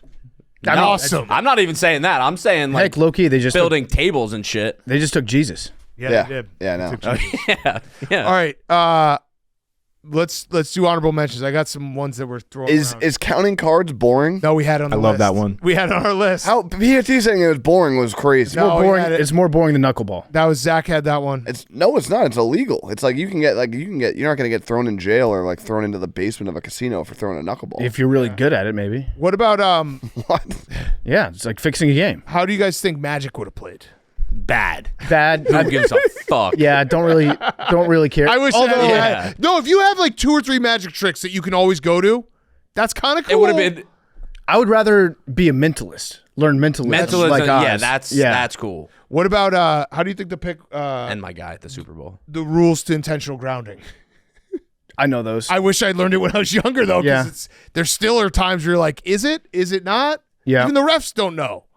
Also, infield fly. Yeah. Oh, I love it when a softball ump calls infield fly. Yeah. He's like, I've trained my entire life for this moment. Yeah. What about just talking to chicks? Social skills. Yeah, it's one of the social skills, but like really being really good at picking up chicks. Yeah. Good skill. Negging. Yeah. We had public speaking, so I guess similar social skills. Cook the perfect steak. But Hank, you No. do. Cooking. No, you would never do it. What? We all established that we grill all the time. We do grill. You said cook. Yeah, Yeah, that's me- cook the perfect steak. Big Cat made a great steak when we had our steak off. I wish On the we- grill? I- It was but I would on the pan. Okay, sorry. Make cooking. the perfect steak. Okay. We're in honorable mentions, dude. Microsoft Excel. Yeah, That'd be a good one to know. yeah. I've said that I'm proficient on every resume that I've sent. Never once have I approached proficiency. I am so far from proficiency. Yeah. It's like the old when Brian Scalabrine would be like, "I'm closer to LeBron than you are to me." Yeah. Like I'm closer to like a rabbit than I am to a proficient at Excel. Yeah. That's how far away we are. One time I was working at a job and somebody sent me a Microsoft Excel spreadsheet. And all I could think about was like, you are actually putting the entire business in jeopardy by even emailing. Yeah, because I'm the going to fuck up a spreadsheet. cell. Yes. What about dressing nice? I kind of like that one. I mean, Dressing I'm like an I adult. pretty much got that already. Just No, knowing. you learned how to dress when you were 7, and then you kept it. Yeah. It's a good, listen, when yeah. you're Once 7, your that's- parents, once your when you hit your parents peak. stopped dressing you, that was it. Zach had spearfish. Would be cool. Yeah. If we're ever on Survivor or we're on an island, we're dialed. Hunting. I think hunting and fishing in general. Shooting would a be gun. good. I thought Yeah. in practice, like being a boat guy in Yeah. theory would be great, but in practice, then you have to be the boat guy. Yeah. So that's why I kind That's of just a general, also like guy who knows everything. Kind of like boat guys are Boat just guys, the best. car guys. Yeah, they kind of all are the Yeah. Fishing, hunting. It's all. tie a bow tie. Probably only has happened like 3 That times in my is life. impossible. But we had to do the YouTube video every time. Did you figure it out with the YouTube video? I think one of my friends figured it out and then Yes. tied all Yep, of our bow yep, ties. yep, Yeah. You got to have one guy in the crew that knows that. I remember I literally tried for like 2 hours at a recent wedding, and then somebody had to like drive to the house that I was at to do it for me because I just couldn't figure Yeah. it out. What about being able to sing? Learning how to sing? I thought about that, but like, what is that really It's at like- this point of your It's life? just like tone deaf people Yeah. will never learn that. No, but it's like Junior Soprano. When he just starts singing out of nowhere and people start crying, you're like, I had no idea this guy could sing. Yeah, but like, that guy's also a little bit of a try hard. Yeah, That's true. It probably says something about us as a podcast that we didn't pick learning a new language. Yep, we had it on our list. Very incurious. Who cares? Yeah. Who cares? We had it on our list and we're like, I mean, what? Yeah, we did too. I'd much rather be able to fucking do karate than know Spanish. Building a table would be fun. Like it's fun. You guys are second guessing your. I had to build a table as Also as basic a reading, as a Quaker guy. It's Yeah. part of my rite of passage into adulthood. Yeah. I bought a table at IKEA. I assembled There we it. go. Built that shit. Drive a stick shift. Is that real? Yeah. That's like you have to build the table. You have to build a sturdy table. And you did it with IKEA? I just got it. I just bought a table. That's smart. Yeah. I put it together. Who is judging? IKEA's tough. Who are you building the table? It's for yourself. It's about yourself. Do you guys see those DIY guys on TikTok who like build like overhangs over their patio and shit? It's the coolest thing ever that a man can do. Yeah. That's when you're actually a real adult man. Yeah, like that shit is so sick. Mm-hmm. Yeah, like going into like a dad basement and you just see a wood shop in there is so sick. So sick. We can do that with carpentry. We had calories. Oh. Okay. Learn calories. Yeah. How credit cards work, kind of like your pick, Max. Credit cards work would have been a good one. I went on still Weight don't Watchers really in the know. 6th grade. Well, I didn't know if that I didn't was. have a credit card till after. You wait, what? I went on Weight Watchers in the 6th grade, lost 30 pounds, but so I learned calories early. Didn't help. Then you ignored them. Correct. Yeah, I mean exercise. Now I'm getting back. In general. Still, I play. That didn't help either. What about whistling with your fingers? Oh yeah, yeah. I wish I knew how to do that. Put them in your mouth and then yeah. That's just a real like man thing to be able to do. Give one of those. Yeah, like the dogs running away. Along the same lines as throwing a knuckleball, I had long snapping. Just practicing long snapping. Yep. I feel like you'd have a job for life. Yep. Zach, what else did you have? I think being able to dunk would be. I would use that for the rest of my life. Yeah, I that's would also still, you can learn that after. Yeah. After you're young. No, I got no shot. Yeah. No, you You never should know. try. We should do a video series. What about dancing? Dancing we had on our list. Would be cool if you were like at least a decent dancer. Well, especially with TikTok nowadays. It's True. like if you committed to dancing every day, you'd be good point. a lot better off. I feel like an obscure Olympic sport would have been good. Luging, like something that like Pole if vaulting. you dedicated your life to as a child, like you could be an Olympian. Curling? Yeah, like something like that. I got one that. Oh, do we say jumper cables? I think I know how to do it. That's an easy YouTube look. Okay, up. Yeah. all right. I all think right. even with no phone, I would be able to jump a car. Here's one that's gonna maybe get some side looks, but just like floss, the importance of floss. Okay. Still don't really. Should probably floss more. I know how to do it. Yeah, it doesn't mean yeah. I do it. It doesn't mean I do it more. Speaking of which, I gotta fucking call it. Yeah, it's like the calories thing where Wanna it's like throw I me kind of wish they had really hammered that Right into on my that. head that you got to floss. Throw you in on me calling Yeah. the dentist. Yeah, just add my name. Add my name to it. Actually, add me too. All right. The dentist is bullshit. I went last week. I had no problems with my teeth. They said I had a cavity. They filled the cavity, and now 2 weeks later, my tooth hurts like shit. Okay, so The get one that us they in there. the one that they filled. I gotta call a cat. Yeah, my mom had me the like, "Have you dentist. been to the dentist since you've been in Chicago?" I was like, I'm going Monday. I have scheduled 2 dentist appointments, but I canceled both of them. So that counts for something. PMTV? Let's go to the dentist. No. We need a Oh, get the. no. We need a stoolie dentist. I thought you were gonna say the Dave Dentist guy come in. No, we need a stoolie dentist. Let's get Did a you not stoolie see dentist. the Hit us up. You got to be in the city of Chicago. I do need a dentist, and you guys are going to be like, you don't want a stoolie dentist. I had one in Brooklyn, and he was the man because they don't just you still have to pass dental school, so it's not like they're idiots. I'm cool with a stoolie dentist if he tells me my other dentist was a piece of shit. All right, for perfect. telling me I had a cavity. Let's and get then a dentist. Giving me a cavity. Someone hit us up. All the PMT boys will show up. We're all going to get our teeth cleaned And like probably 10 cavities. and learn floss. Can I still get mine cleaned Monday? Nope. No, you got to go with us, bro. Okay. All right, good Mount Rushmore. Any others? Anyone have any others? That was it for Split wood. We had there chess. Chess is a good one. Chess would be cool if you. Although I feel like I did learn chess when I was young, I just forgot it. but that's also like something too. Like if you're really good at chess, like how much you're going to use it later in life because people won't want to play with you. Right. You know, I learned how to do the 4-move checkmate, and then I was like, that's all I need to know in chess. I'm just going to run this play, and then if they stop me, I'm fucked. Zach had driving through a roundabout, so that just tells me he does not know how to do that. Yeah. They're just not. They're regional. You know, you run into them in different states, so you haven't encountered them before. But they're all the same What do you mean rules. they're regional? No, some places don't have. Yeah. They're big in Europe, but they're the same rules. So that would be like a left-sided roundabout. So then it would be opposite too. Yeah. It depends on what country, but yeah. Who drives like us in Europe? I think France. Oh, fuck. I think the only countries that drive on that's right, the they wrong do. side are England and Ireland, Germany, and maybe Australia. Weirdos. Yeah, Australia does. You know that? We drive on the left. You've been there? When I was a youth. Oh, nice. Hank, ask me if you drive on the right side of the road in Australia. I'll do an accent. Drive on the right side of Australia in Australia. No. I love the nar. No. Nar. Okay, let's get to our interviews. We have Kevin Clark in studio, and then we have a great interview with AJ Brown from Eagles camp. Before we get to Kevin Clark, he's brought to you by our great friends over at Truly.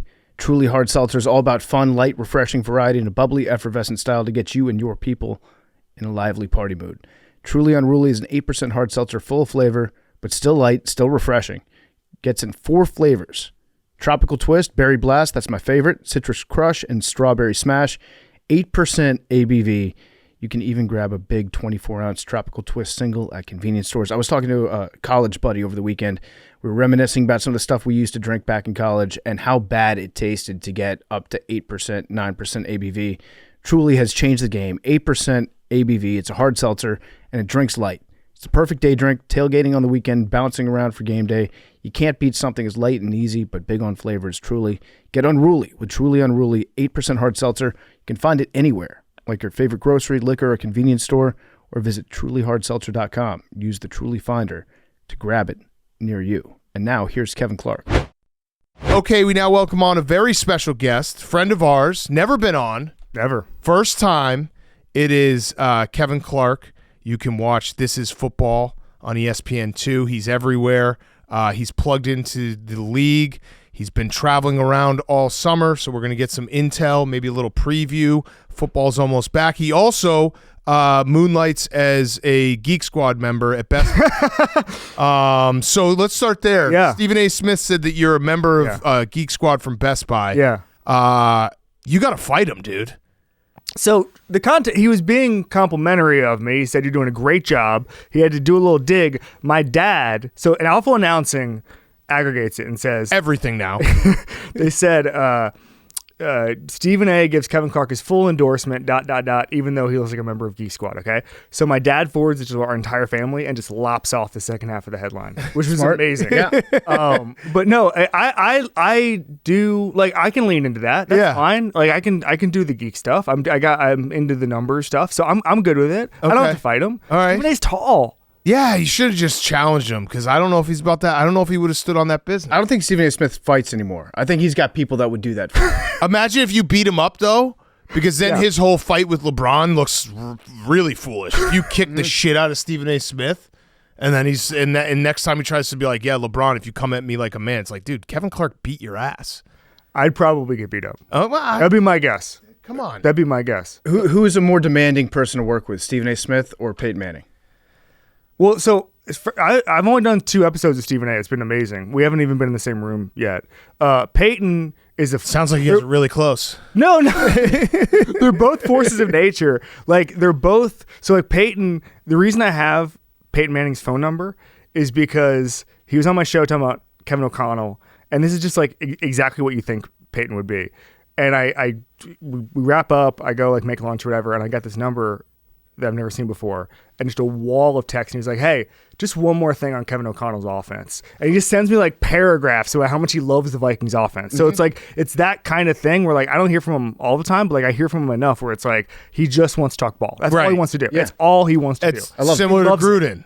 Yes. Gruden all the they want same to way. do is just like, hey, I have so many thoughts on the Vikings that I'm just going to send a wall of text or a voice memo. Do his eyes, like similar to Gruden, do his eyes kind of glaze over when you just do any topic besides football? Because Gruden, it's very funny. Like he's not rude about it, but it's like he's just like, hey, can we get back to football? Jack travels with Peyton. What's your take on what happens when we're talking? Here, come talking the mic. Talking the mic. No, Kevin's mic.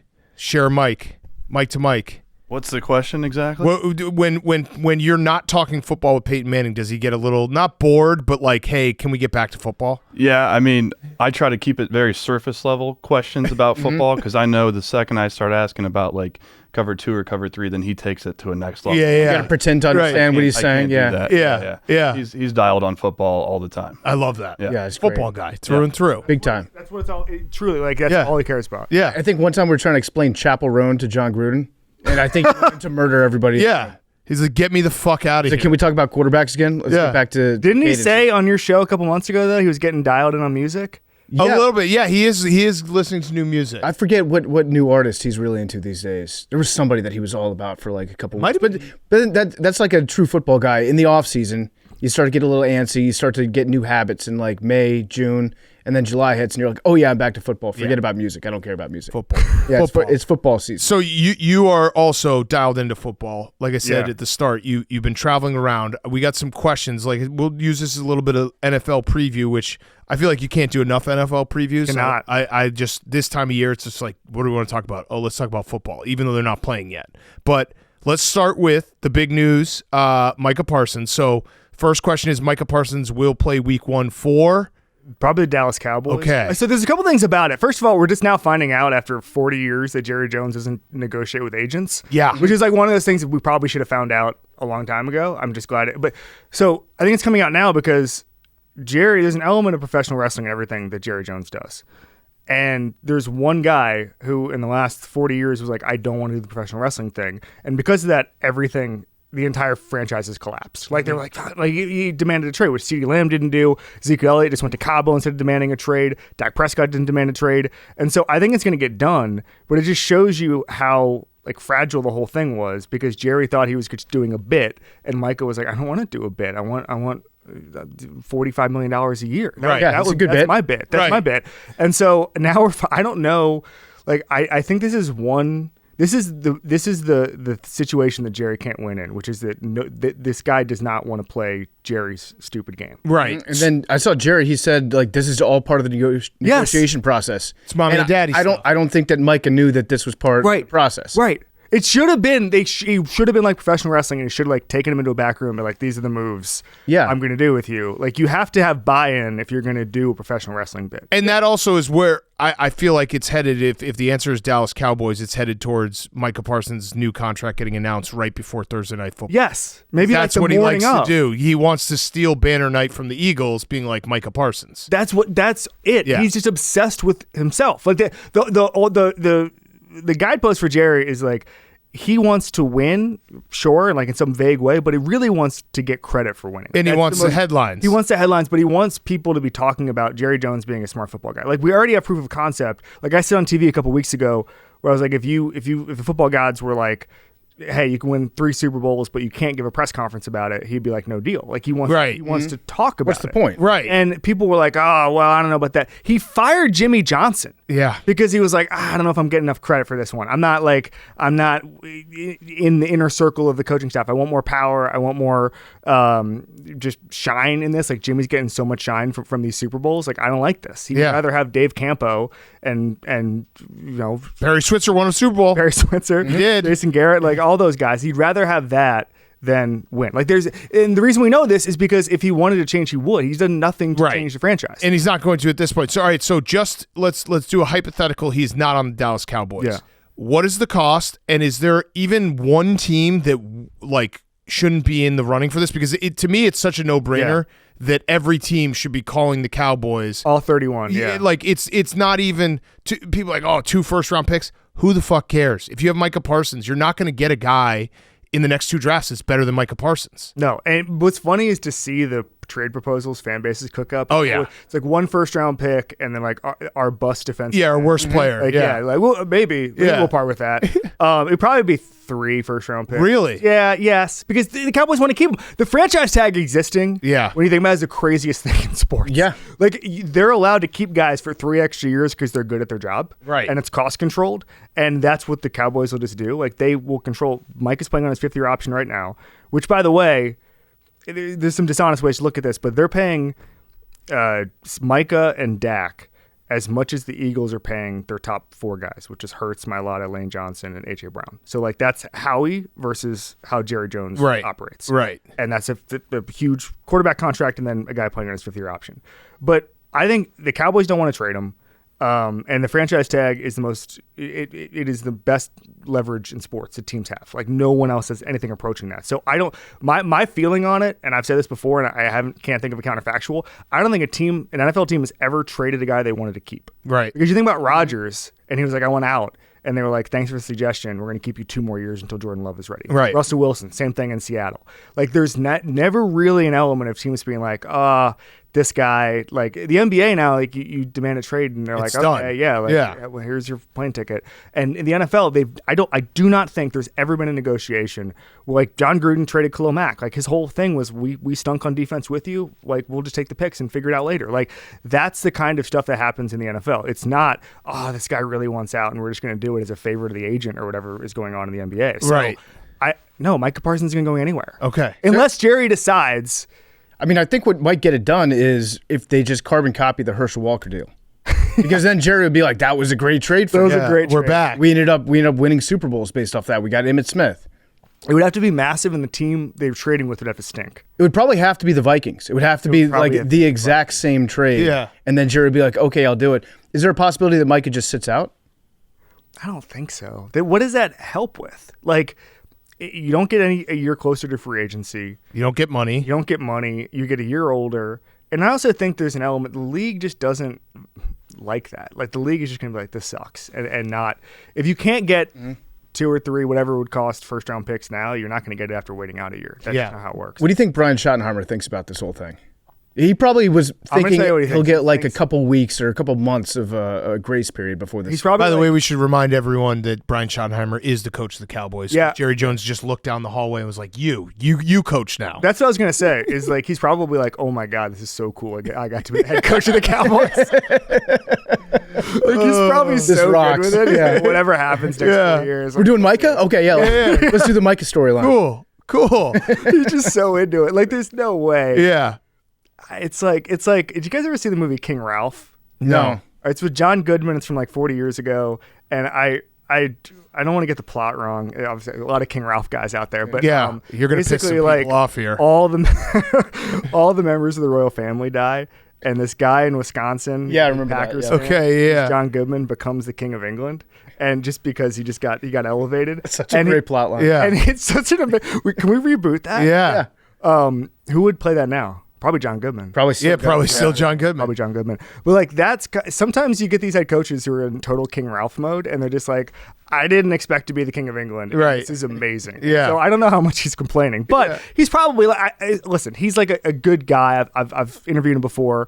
Players obviously like him. I'm not being like flippant about it. He probably, not probably. He obviously wants to win, and I think he knows that this is going to get figured out like everything else does. Yeah, yeah. What about the other hold-ins across the league? James Cook was yesterday. I was in Buffalo for that. Business.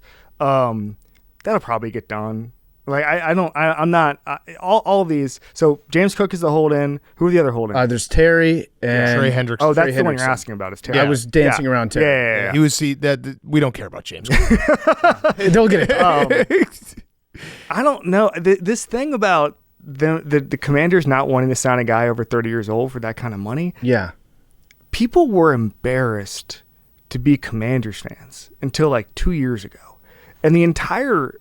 Except for you. Yeah. But were you? I mean, I hated Dan Snyder. Okay. I still do. Yeah. I hope he's listening right now, and I hope he's crying. I'd be surprised if he was listening. I would be surprised if he's crying.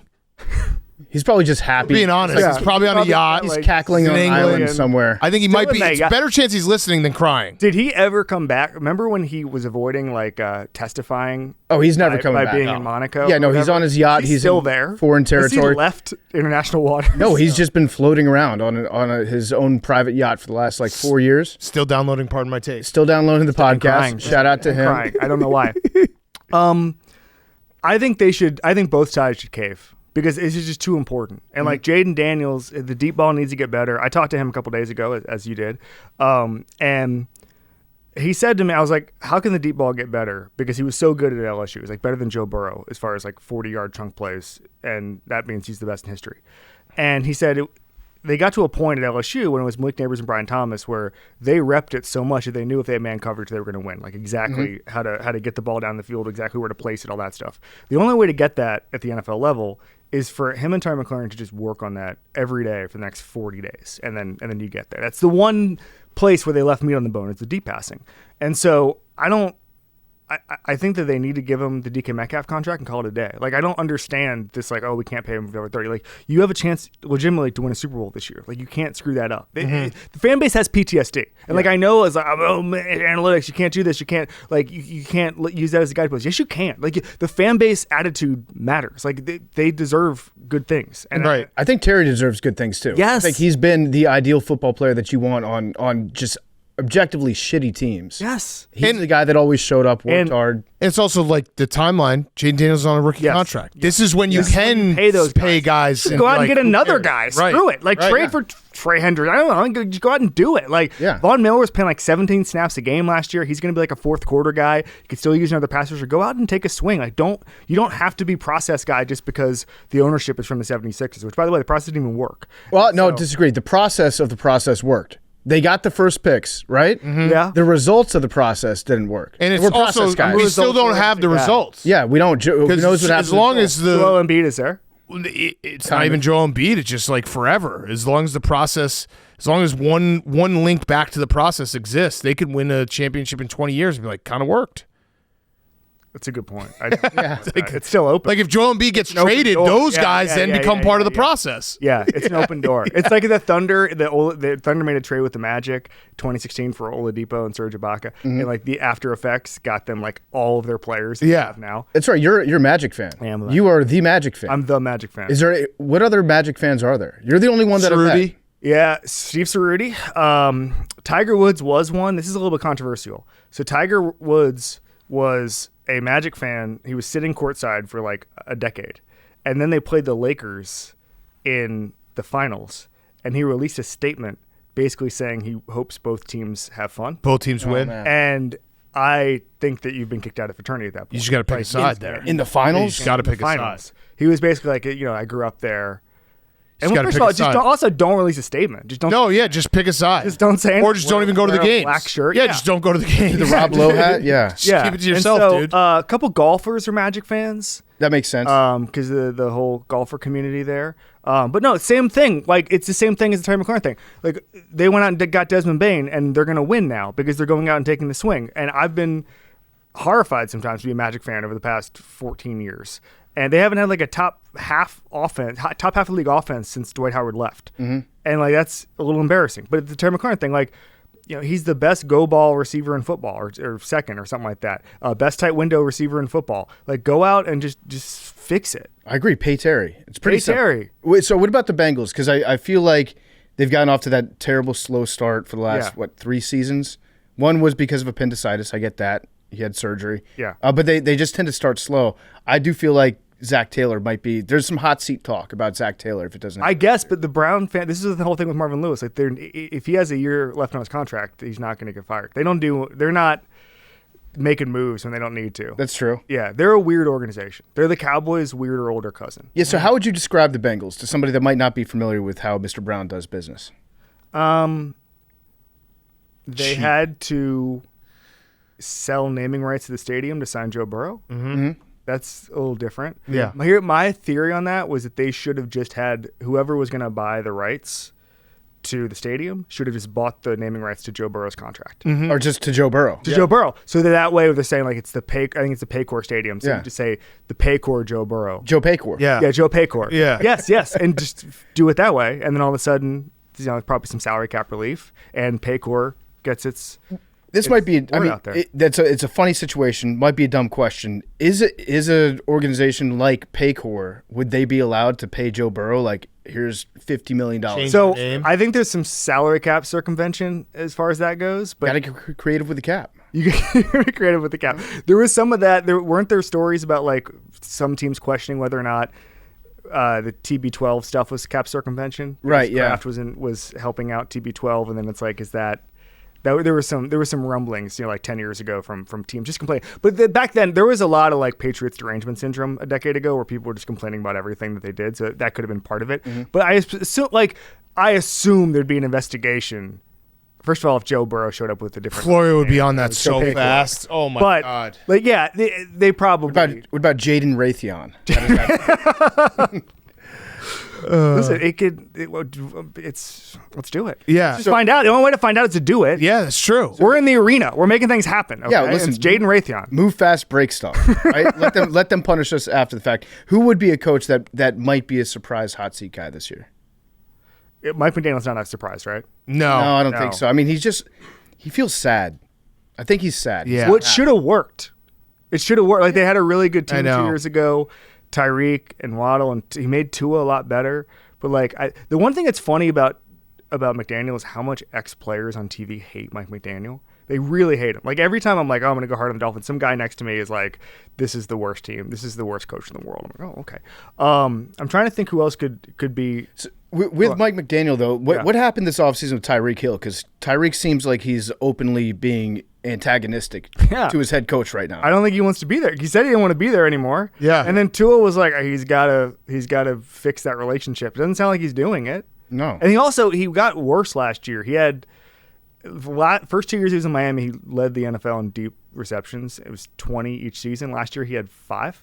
And so, and it's not like he was playing with Tyler Huntley the entire season. Like, it was just the number, and he was hurt, and he had the thing week 1 that was obviously the craziest thing. So there's context there. But like, he wasn't amazing to where a team's going to be like, hey, let's give you the Herschel Walker trade for Tyreek Hill. So he's kind of there. So they kind of it's kind of a make work there. Right. And so it has the possibility to be such a sad place this year. Yeah. Yeah. Because they could lose a lot, and then everybody's getting injured. Yeah. And then they start losing, and everybody knows they're getting fired, and it should have worked, and they have a lot of guys under big contracts, and just going to be really sad. He seems like someone that would be a really good second job candidate too, where it's like everything you described. Like, he's a good coach. He's a really good coach. And then he makes quarterbacks better. Yeah, and then this happens. All right, so I love this time of year trying to figure out. We know how the NFL works.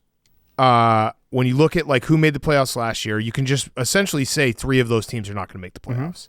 And so I try to figure out what's a team that maybe is everyone's low on that you could buy low. I got 2 teams I want to throw out. Okay. And I think they might be a little crazy, but I want to hear what you have to say. The first is the New York Giants. Yeah, I think that's a little crazy. Okay. I think it's a little crazy. I think their defense will be really good. I think their defense is going to be good. What's the offense there? Is it Wilson? Is it Jackson? Jameis. It's got to be Jameis. It's Russ for the first 4 weeks, and then they go to Jameis. Yeah. Sprinkle in a little Tommy DeVito, but then Jameis. You don't think it can Tommy surprise DeVito's some good people? fan I mean, their pass rush should be one of the best units in all of the NFL. Yeah, I agree. I think that the way they've handled it, and you look at Abdul Carter, the practice clips are unbelievable. And I think there's going to be a step forward there. I just think on offense, there's nothing doing. It's and sad. It can be a little sad. And I don't think Russell Wilson can give you much. I think they're going to go to Jackson Dart just because of job preservation. The only way they save their job is either they win a bunch of games with Russell Wilson, or Jameis, which seems to be. I don't think it's not. This is not. My thought is not predicated on Russell Wilson. Just want that clear. I do not think he's good anymore. But I think they have to start Jackson Dart to save their job. Yeah. They're like, oh, look at that. We can't start over. We've got a guy. We've got a guy here, so we got to save our job. So win some ugly games. Sure. I just don't. When have they won ugly games? Like, I just don't. I don't know. Again, I'd say this is crazy, and then the other one might be even crazier. I actually feel stronger about the Giants than the other one, the Raiders. That's not crazy, but the division is too hard. I know. The Broncos are really good. I think the Chargers are pretty good. I know. And then you have the Kansas City Chiefs. But one of those teams is not going to make the playoffs. if you just go historically, like I said, the 17. Someone gets injured. Yes. Something happens that we don't see coming. I think Geno Smith's really good. And I think Pete Carroll gives consistency to that Brock organization Bowers. they haven't had in a while. Brock Bowers is good. They probably need another receiver.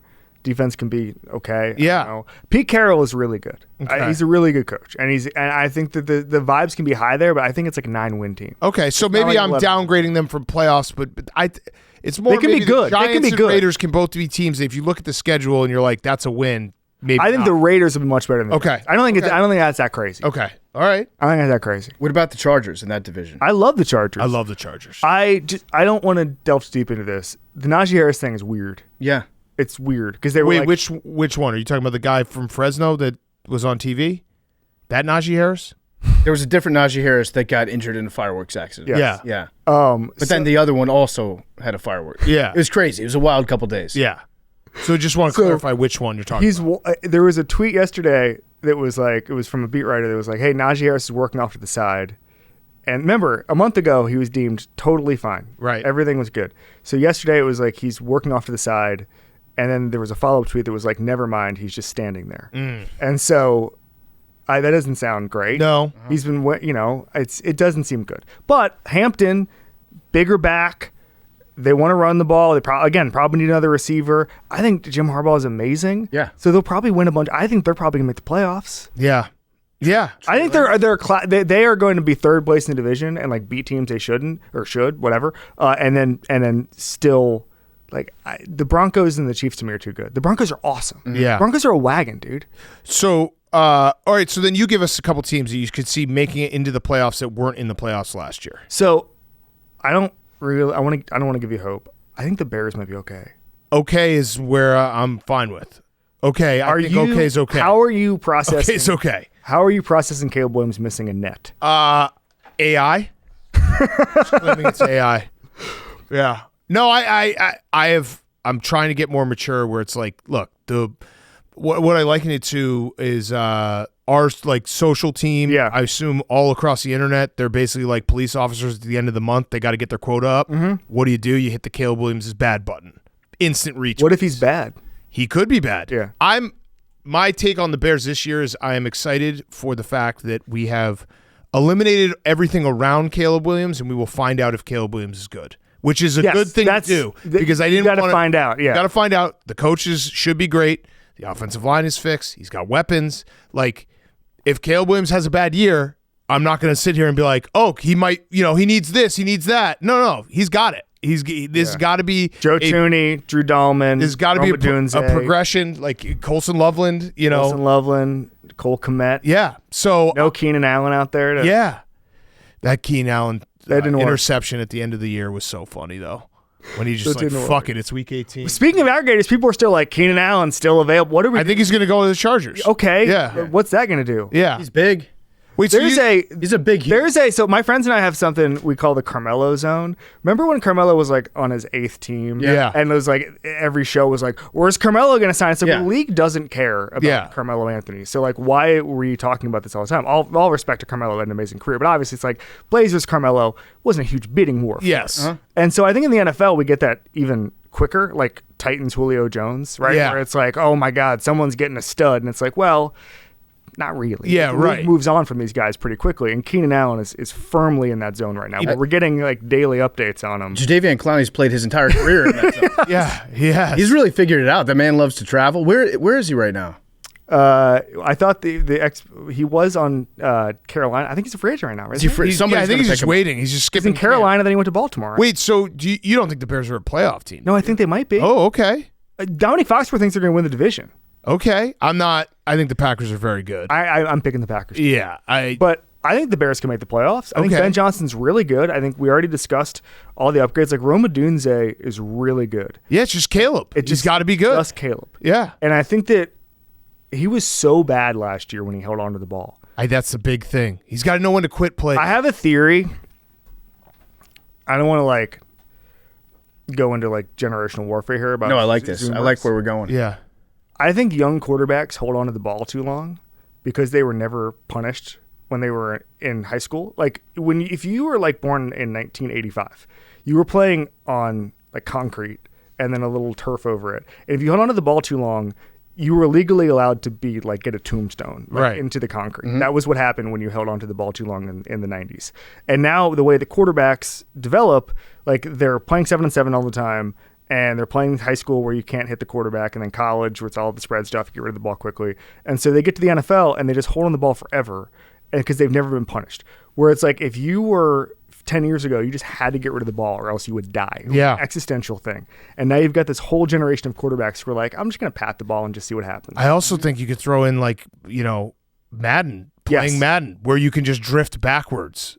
Yes. You know what I mean? Yes. And it's like, that's not how real world works in the NFL. But like, if you play Madden, you can just be like, I'm not even going to care about a pocket. I'm just going to drift back. In NCAA, all I do is just roll to the right. Wait for a crosser to open up, and 25-yard chunk play. Right. You want to get a quarterback that's had like 5 broken ribs by the time he gets out of high school. Maybe and his dad didn't let him play video games. Yeah, maybe there's like a European thing. Like, you know how Euroball, they say that the fundamentals are better? Like, is there like an Austrian league where they're just punishing people? Just killing the quarterback? I feel like that does still happen down south a little bit.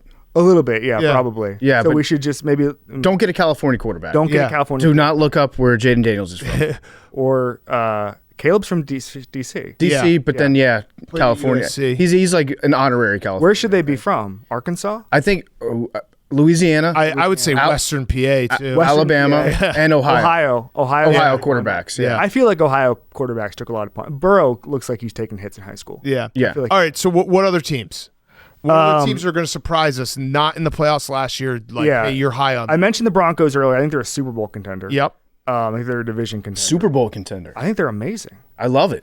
I think they're amazing. Like they have. I'm a believer in Bo Nix. I'm a believer. Defensive Player of the Year candidates last year. The Bo Nix thing to me, like it makes total sense. Last year in college football, there were 6 pretty good quarterbacks because the COVID year let everybody find their quarterback destiny. Right, that's the Cam Ward story too. It's like he kept transferring until he was the number 1 overall pick. Same thing happened. There's a reason there were 6 really good quarterbacks in the draft last year. It's because these guys had 5 years to figure it out. And so Bo Nix, to me, the fact that he found a home in Oregon and then he played 1 million snaps, he played like 1,000 more snaps than J.J. McCarthy did.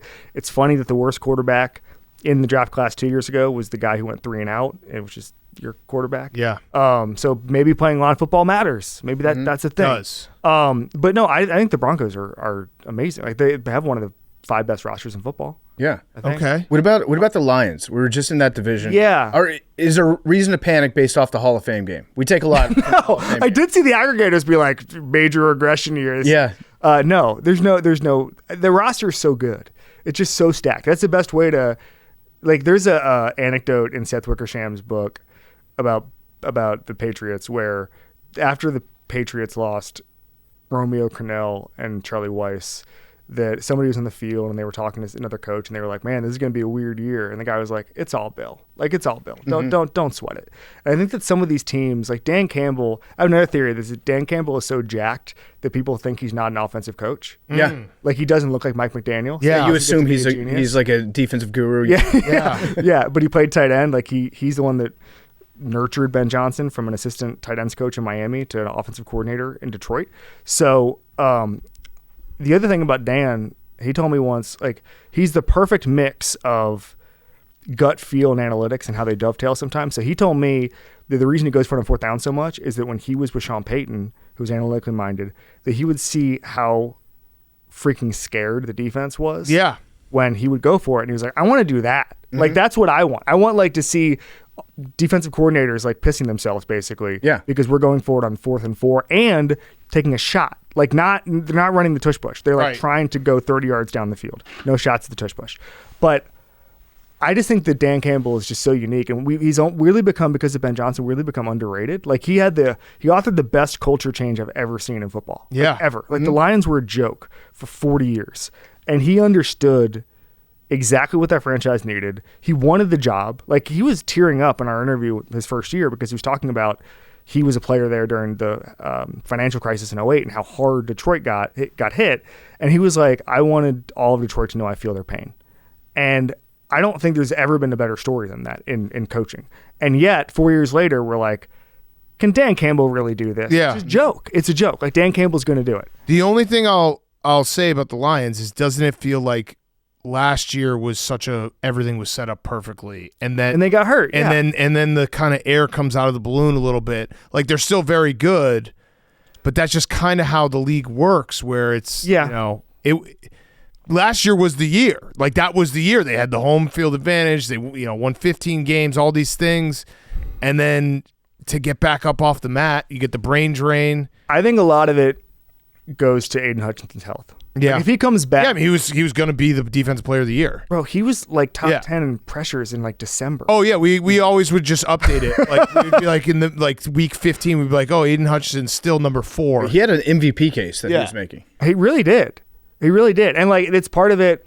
I always think that they should give retroactive Coach of the Year and Defensive Player of the Year awards. Where it's like, I remember there was a year where Earl Thomas went out, and the Seahawks just forgot to play football. Yeah. And it's like, we should just go ahead and start giving DPOYs to Earl Thomas because you see it right there. Like, Mike Tomlin should get like 4 Coach of the Years for the Antonio Brown, Le'Veon Bell years. Like, just more. Just give him more. Like that. It should be awarded 5 years after the fact, or there should be 2 awards. Yeah. Like the retroactive Coach of the Year. But like Hutchinson, same deal. Like, you should have given him DPOY because you saw what happened when he went out. Yeah, it's totally different. I think the Jets fans are very excited because they've got a new coach from that system. Bears fans obviously excited because they got that. But we've always said about Dan Campbell that the smartest thing that he's done is make people think that he's stupid. Yes. Like throwing out all the meathead stuff. And I do think he's like a significant part meathead. I think he's probably like 50% meathead. But he's also very smart. And he loves to be underestimated by people.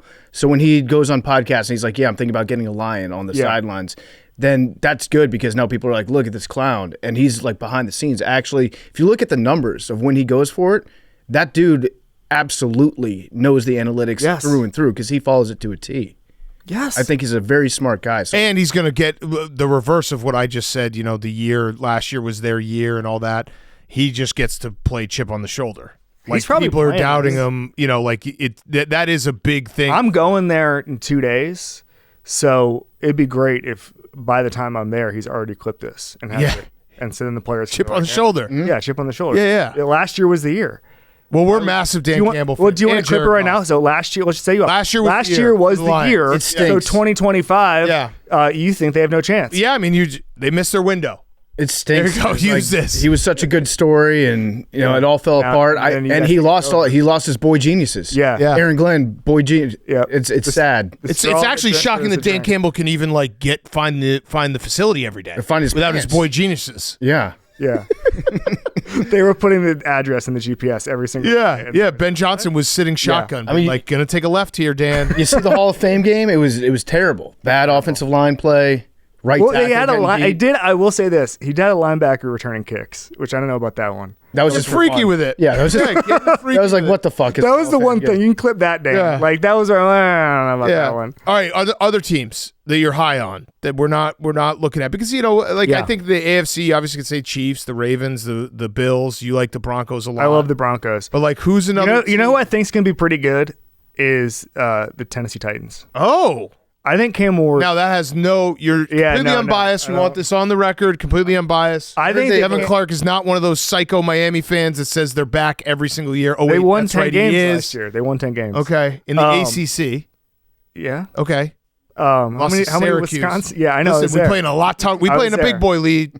And we also you're suing. And we got your fucking quarterback who stunk. Wait, it's not my fault. You're suing Miami. Wisconsin is tampering. Miami was tampering. Yeah, we were the first. We invented tampering 6 months ago. They were tampering. Miami's never tampered before. Hey, I have a question. Why, when Tanner Mordecai wasn't in the portal, was it reported he was going to Wisconsin a couple years ago? I don't understand. I don't know the portal, dude. Yeah. You fucking figure it out. You're a Geek Squad guy. All right, go back to the Titans.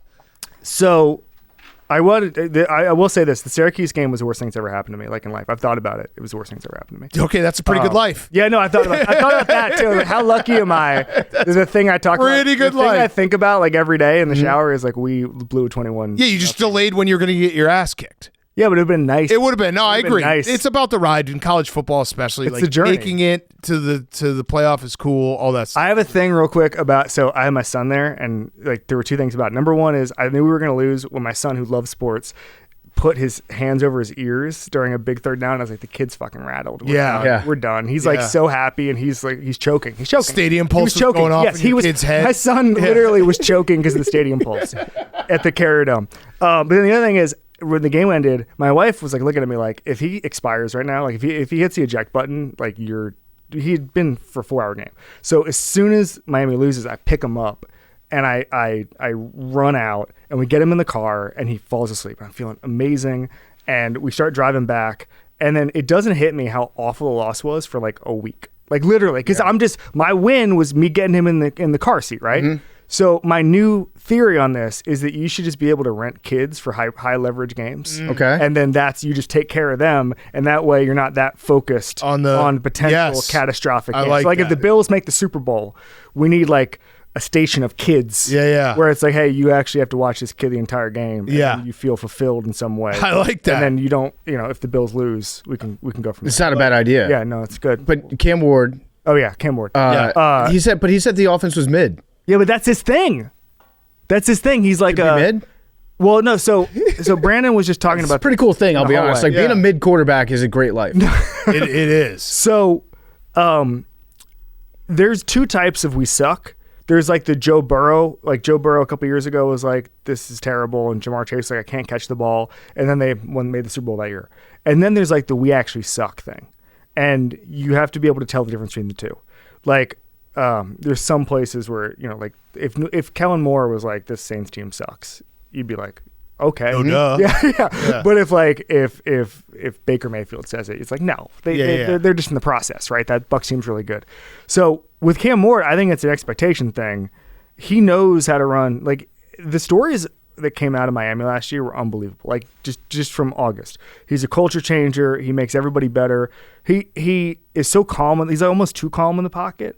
And he's standing flat-footed half the time. Yeah, and just like throwing those little things.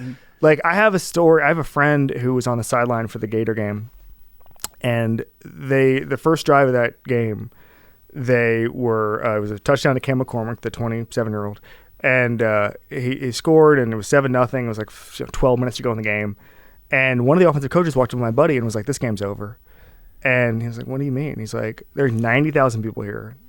The calmest guy in the stadium is the Miami quarterback. Like he's the only one whose hands aren't shaking. He's the only one who's not doing stadium pulse shit. Right. Like he was just, it was the swamp. It was August 31st, and it was like he was in his living room just pouring coffee. Right. And I think that translates to the NFL level. He's not going to be rattled. I think hopefully Calvin Ridley's healthy enough. I don't know if Restrepo is going to make the team. We'll see how that goes. But like, I just think that, like Steve Young said this one time about Mahomes, thinking about it all the time, where everybody gives him the credit for the Superman stuff, but nobody gives Mahomes the credit for the Clark Kent stuff. And Cam Moore can do both those things. He can just fire it into a tight end, or he can just run back and forth for 5 seconds until, as the aforementioned video game thing, someone comes open on a cross. Right. Mm-hmm. So like, I think he's going to be immediately good. Okay. What do you think about the Panthers this year? Are we crazy to talk about the Panthers? Decent. We think they might go to the Super Bowl. That might be crazy. If you look at the stats, they play. Stats do say they're going to go. They played every time they've played Jacksonville in opening week, I think. Yeah, something like that. They've gone to the Super Bowl, and also every year that Jennifer Lopez gets a divorce, they go to the Super Bowl. That's numbers never lie. No, that's rock solid. But I do. Fernando Alex podcast. Yeah. I do think that that Bryce Young, he's gotten better. He was great last year for the second half. Or better. Yeah, he was. He was. No, he was. It wasn't. Is that like the Caleb Williams cope? Is that he'll get better in his second year?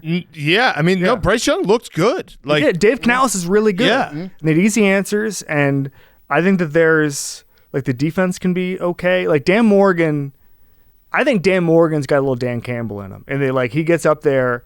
And he's like, we just want dogs, man. We just want dogs. But then you talk to him, and it's like, oh, he gets it. Like, right. There's a public persona and a private persona. Like, he understands it. They have an analytics department that's really robust. So I'm like long on them. It seems like David Tepper has kind of figured out how to trust his people now. So I don't think it's crazy that they're going to be good. I do think it's a little crazy.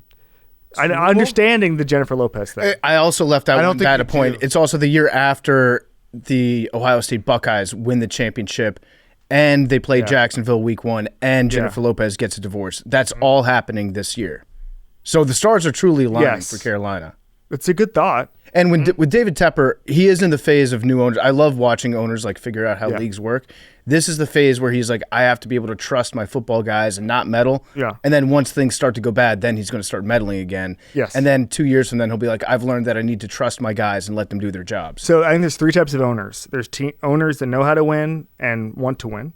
There's owners that don't know how to win and want to win. And then there's owners that don't care either way. Mm-hmm. And I think that the don't care either way is not don't care either way, but like if they win, it's incidental. They're never like, I'm going to die if we don't win 10 games. It's a lot of the inheritance owners. A lot of it, well, they're not cash. Right, exactly. They're cash like, flow, hey, right? we got a good thing going. Yeah, if we get lightning in a bottle and go to the playoffs, Right, that's but cool. they're not going to like, Yeah. they're not going to move heaven and earth Right. to win 14 games, Right. which I think some of the new owners are. But I also think they don't know how to win. Like, I think there's some owners, like Tepper is one of them. If he didn't want to win, he wouldn't fire people all the time. He would just be like, Matt Rule, that's fine. We'll just let you do your contract and figure it out later. Like, he wants to win. Yeah. He doesn't know how to. So then it's like, all right, hire Dan Morgan and Brent Tillis and Dave Canales, and then just you guys do this, which is Right. the best way to do it. Yeah. What about the New England Patriots?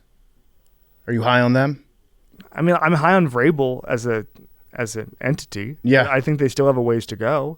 Like, I think that the funny thing, like, I thought Drake May was really good, and I was really impressed with him coming in, and I thought that what he showed last year, like with his legs, with just like being under assault, like he had the worst offensive line in football, and he still showed something, which you can't say about Caleb Williams.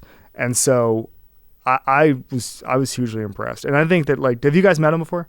Drake May? Drake May? Oh. No. Okay. I don't think so. He's got a franchise quarterback attitude. He also told me, it's important, Phillip Rivers trains him, and he said that Phillip Rivers beats him in throwing contests like all the time. Whoa. So Phillip's still got it. So I think that I'm mad at Kyle Shanahan.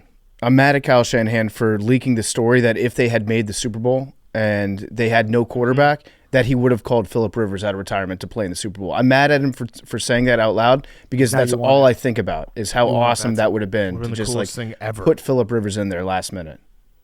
How long do you think we have where that would be a viable option? For Phillip Rivers? For Phillip Rivers. Like, would you do it this year? Yeah. Yeah. Yeah. If you make the It's at Super least a Bowl and few more years. and you're missing a Yeah. quarterback, I still think you can 50. call up Brett Favre. Just get him out there. Just one more time. Swing it. I think Favre might be tough. Might be. All right. Since we talked about some of the teams that will surprise us, who is going to have the number 1 pick next year? Who's the worst team in the NFL? It's the Saints. Saints? Probably. I just don't see a path to them winning. The only thing about the Saints is that they really like winning games. Right. But they really like winning games. And so if they get the first overall pick, it's going to be accidental. Okay. It's going to be accidental. They're not going to they're going to try to win games into December. Like, there's the heartbeat of the franchise. Like, the heartbeat of the city is through the franchise. So I don't think they can be like, "Hey, let's be 1-16 this year." Yeah. I think the Giants are going to win enough games. I mean, the Saints are by far Okay. the worst team. What about I think Rodgers is going to be better than people think, and I think the Steelers are going to be slightly better than people think. Is that? I think they're going to win like 9 to 10 games. Well, that's exactly what people think. That's exactly what people think. yeah, Winning record. Yeah, Mike Tomlin. yeah. So you think it's like 12-13? Maybe 11, 12. I just think Rodgers. I think he's got the sufficient chip on his shoulder again, where it's like everyone was like, this guy should retire. He stinks. The Jets saying to him, like, we do not want you, will make Aaron Rodgers good again. But why wasn't he good? Green Bay said we don't want you. Well, no, but he also didn't want Green Bay a little bit. He was, though. They drafted Jordan Love. He won an MVP. Right. So but they then basically were, hey, we they got waited your next until guy. they waited until they were done with him. Yeah, no, but he was bad. They drafted Jordan Love. He got good again. Yeah. So, like, he needs that little, hey, you stink, enough of the doubters. And then obviously this is like a renewable resource. He can keep doing this forever. Correct. And obviously I got that. I do think the Achilles, like, obviously was such bullshit Yeah. when he was like, I'm going to be back this year. I think Achilles at that, we saw it with Kirk Cousins. Like, it's probably more of like a 18-month, 24-month injury for a guy on the wrong side of 30. Right. So, I don't know. I feel like he's got one more year in him because he's just the boogeyman that never dies. And then the Steelers do have a good defense, and they just haven't had competent quarterback play in the last 5 years. He changed the way he played last year. I think it was one of the shortest depth of targets he's ever had. He had a quick release. Like, he was Skittish. getting rid of the ball really quickly. And so I think he's a different guy than he was during his MVP years, obviously, but I don't think he's going to stand back there and just wait for magic to happen. So I think that the ceiling is a little lower, but the floor is high. Like, he knows where to put the ball. Mhm. Like, we've seen that before with older quarterbacks. They know how to where to put the ball. So, and his arm is still good. Like, I do think his arm is still good. I think it's the mobility that's right. But what is there without mobility? Yeah, of course. You go from MVP to just pretty good. So Yeah. I think he's going to be like a 15th best quarterback and they win 10 games. Okay. 15th best would be good for the Steelers, though. Yeah. They haven't had the 15th best quarterback in a long time. Better question is, are they going to win a playoff game? No. Okay. No All right. way. So make the playoffs, rinse and repeat, same shit. Same deal, but with Aaron Rodgers. Okay. All right. What about week 1 is Kirk Cousins in Atlanta Falcon? Yeah, I think so. I don't know what they're doing. So, like, the Falcons, to me, seem to be the premise of their entire organization is that Michael Penix is the best quarterback of all time. Like, he's the guy. It's like, well, we got to draft a quarterback, even though we signed a guy with like $60 million guarantees. We got to trade up a first-round pick next year for James Pierce. The whole thing is the whole boat or the whole plane is made out of Michael Penix, right? Mm-hmm. And so I don't understand a lot of what they've done over the past 18 months, but they said that Kirk Cousins is going to be a backup, and I kind of believe them. Like, they gave him the roster bonus. Like, they're really committed to the bit. They're really committed. They gave him like a huge roster bonus. They're paying him all this money. Like, they keep saying nobody believed them that he was going to be the backup, but then they keep putting their money where their mouth is, and he's the backup. Yeah. No, you're right. It's the entire premise. It's a house of cards, and it's built on the only way you operate in that scenario where you draft Michael Penix in the top 10 is if you truly believe he's the best quarterback that's in like the next 3 or 4 drafts. Yes. And they did it. They did it. And I don't know if he is. That's the thing. I don't know. But he might be. That's the thing. I just don't know. What would you played want like 3 games. What would you want to see from Michael Penix this year to be like, the Falcons did the right thing, I'm an idiot? So a couple people have said he's like an elite deep passer. I mean, we saw that at Washington, right? But like, I would like to see just like huge chunk plays this year, just a proof of concept. I saw that their offensive coordinator is studying 2023 Washington. Like to see that offense a little bit more because it was really, really fun. It was just throw it up to Rome Odunze and good things were happening. And all the Jalen Polk and Jalen McMillan and all those guys. Like, that was really fun. So I could do like spread it out, just throw the ball down the field. Bijan, Kyle Pitts. I said unlock Kyle Pitts. Yeah, if Kyle Pitts gets unlocked 12 touchdowns this year, I'd say good choice with Michael Penix. Yeah, that's what it finally took. I'm taking the under. I'd agree with that. All right, I got one last question. Yes. It's been awesome, Kevin. Well, I'll definitely have you back on during the season. Everyone check. You're all over the place. Do you have any big things coming up? So you obviously have your show on the ESPN Omaha too? thing. That'll be on ESPN too and ESPN News all season. But do I have any big things coming up? Not really. Like, You're gonna be on doing Get my Up? thing. Get Up, First Take, NFL Live probably. Okay. Going forward. And that's basically it. Okay. I don't have much to plug. Just This is football, regular your pods, and it's on TV and all that stuff. Omaha Productions. I love it. All right, so my last question, rowback question, RHOBACK.com, promo code TAKE. 20% off your first purchase, Q-Zips, polos, hoodies, joggers, shorts, rowback.com, promo code TAKE. Give us your championship game and Super Bowl and winner. All right, so I've been saying all off season it's going to be Ravens-Rams. Okay. Ravens beat the Rams. Ravens beat the Rams. My concern is Matthew Stafford's back. Week to week is not what I want to hear. No. That's not what I want to hear. No. So, with the caveat that if Stafford's back isn't healthy, I would go with the Eagles. Okay, I'm sure that's a cop out, but like, we can't be doing week to week. He's 37 or whatever. Right. So there's that championship game. Go Rams Eagles. Commanders are really good. I want to pick them, but I just can't. Sorry, buddy. No, I hear you. And then Bears, I'm not. No, I didn't expect you. AFC. I'm gonna go Ravens Bills. Okay, just a classic. I was gonna say Broncos. Just a classic. I guess I'm that's another. That's the Ravens Bills would be a rent-a-kid situation. Oh man, yeah. Seriously. Well, I'm excited because football's about to be back. So yeah, I love nothing better. Oh, give us a win total for the Miami Hurricanes. 2 losses. So they open with Notre Dame, then they have Florida on the third or fourth week of the season. They'll split those, and then they got the ACC. They got the ACC. Yeah. 2 November games on the road at Pitt and at Virginia Tech. Pat Narduzzi would love nothing more than just an annoying, like 4 turnover, a couple fumbles, probably a night game in Pitt. I'll probably be there. My son's probably rattled as hell. Like, I could see that being the second loss. Okay. Yeah, Stephen A. Smith is going to be shocked week 1 when you're like, I'm actually on the convicts. All right. Well, Kevin, awesome time having you here. Thanks for coming in. Good luck on the rest of the trip. And let Dan Campbell know, like, give him the chip. I will. Like, here you go. They said that you can't even drive a car without Ben Johnson, Aaron Glenn. Kevin Clark was brought to you by our good friends at Chevy. For over a century, Chevy has been building trucks that don't flinch and they never quit. Whether you're hauling lumber on the job or if you're trying to get the smoker, the cooler, the cornhole boards, and the whole crew to the tailgate on time, Chevy will get you there. When Chevy says most dependable truck, they're not just speculating.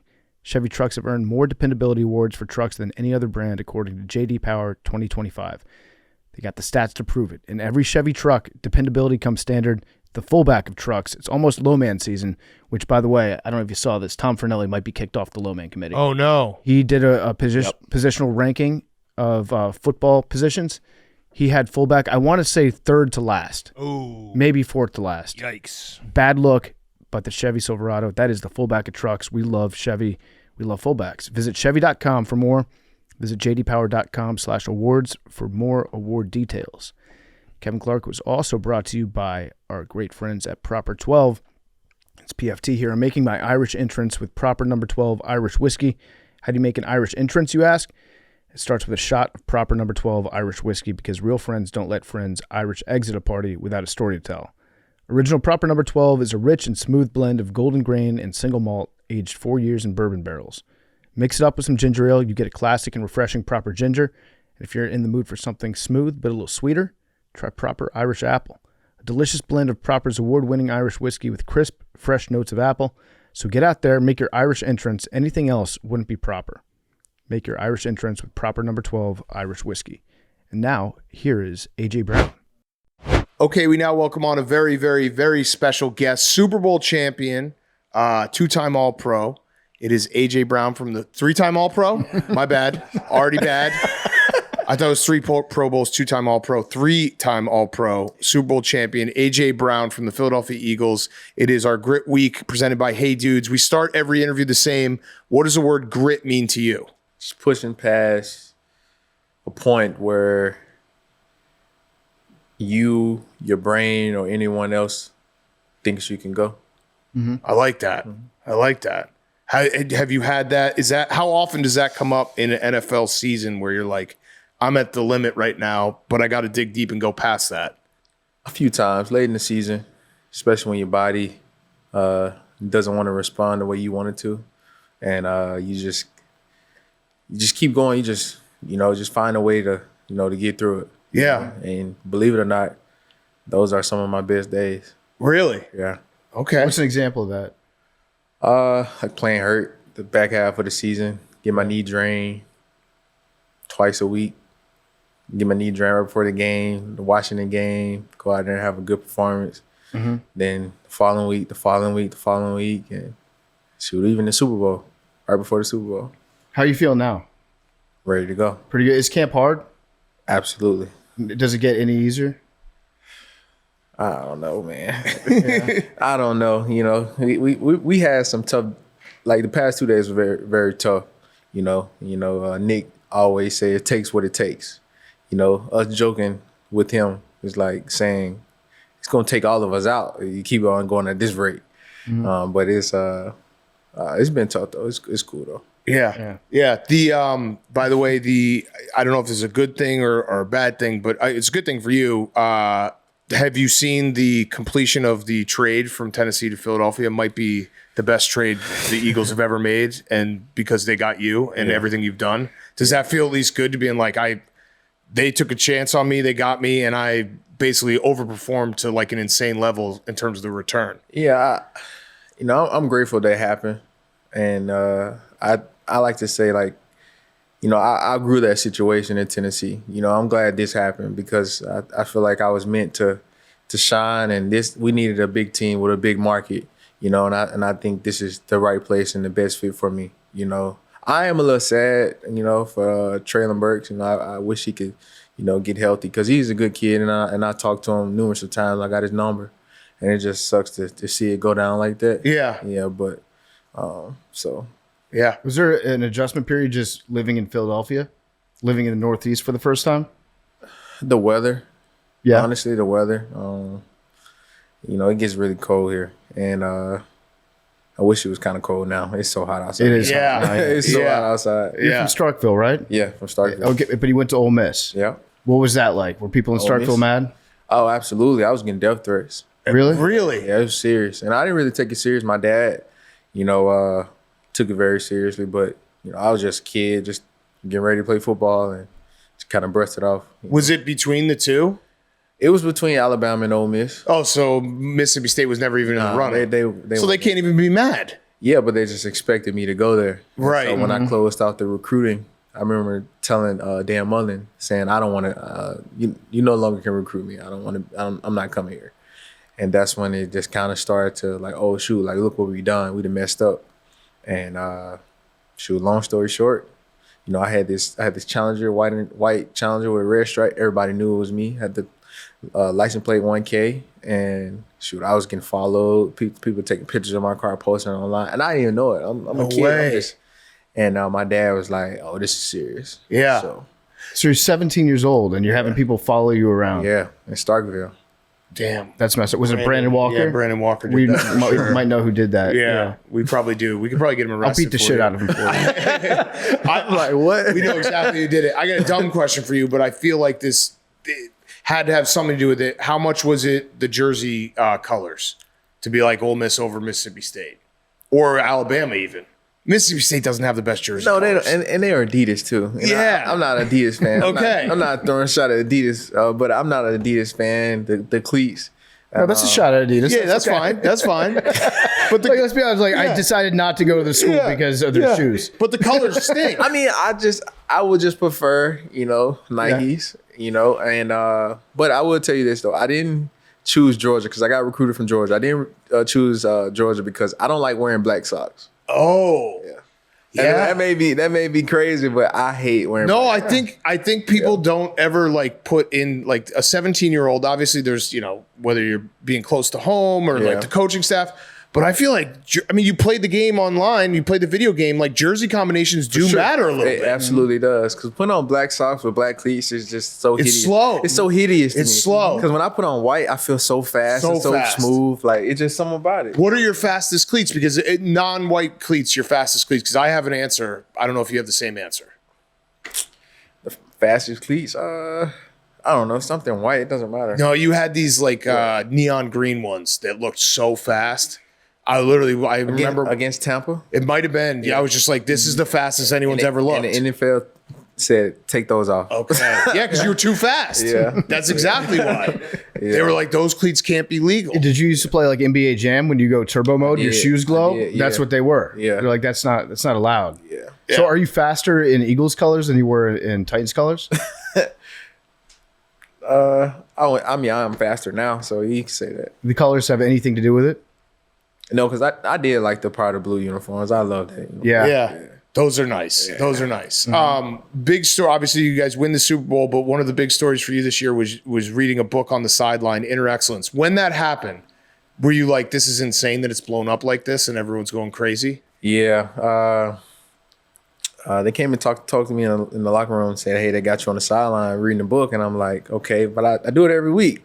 It's like, nah, this is big time this time. And it just blew up. And obviously, I had great intentions behind it. I wasn't seeking attention or anything, but, I'm glad it changed his life, because, from what we discussed, from just the hearing, just how the book, just the sales started to go crazy. I'm happy that it changed someone's life. In the process. And you also have a literacy foundation, which is doing great work. Mm-hmm. So tell me about that, because I got a pitch for you after that. I have so many ideas. I don't want to really get onto it. We can talk about it after off cameras. But you're helping, kids learn how to read. Absolutely.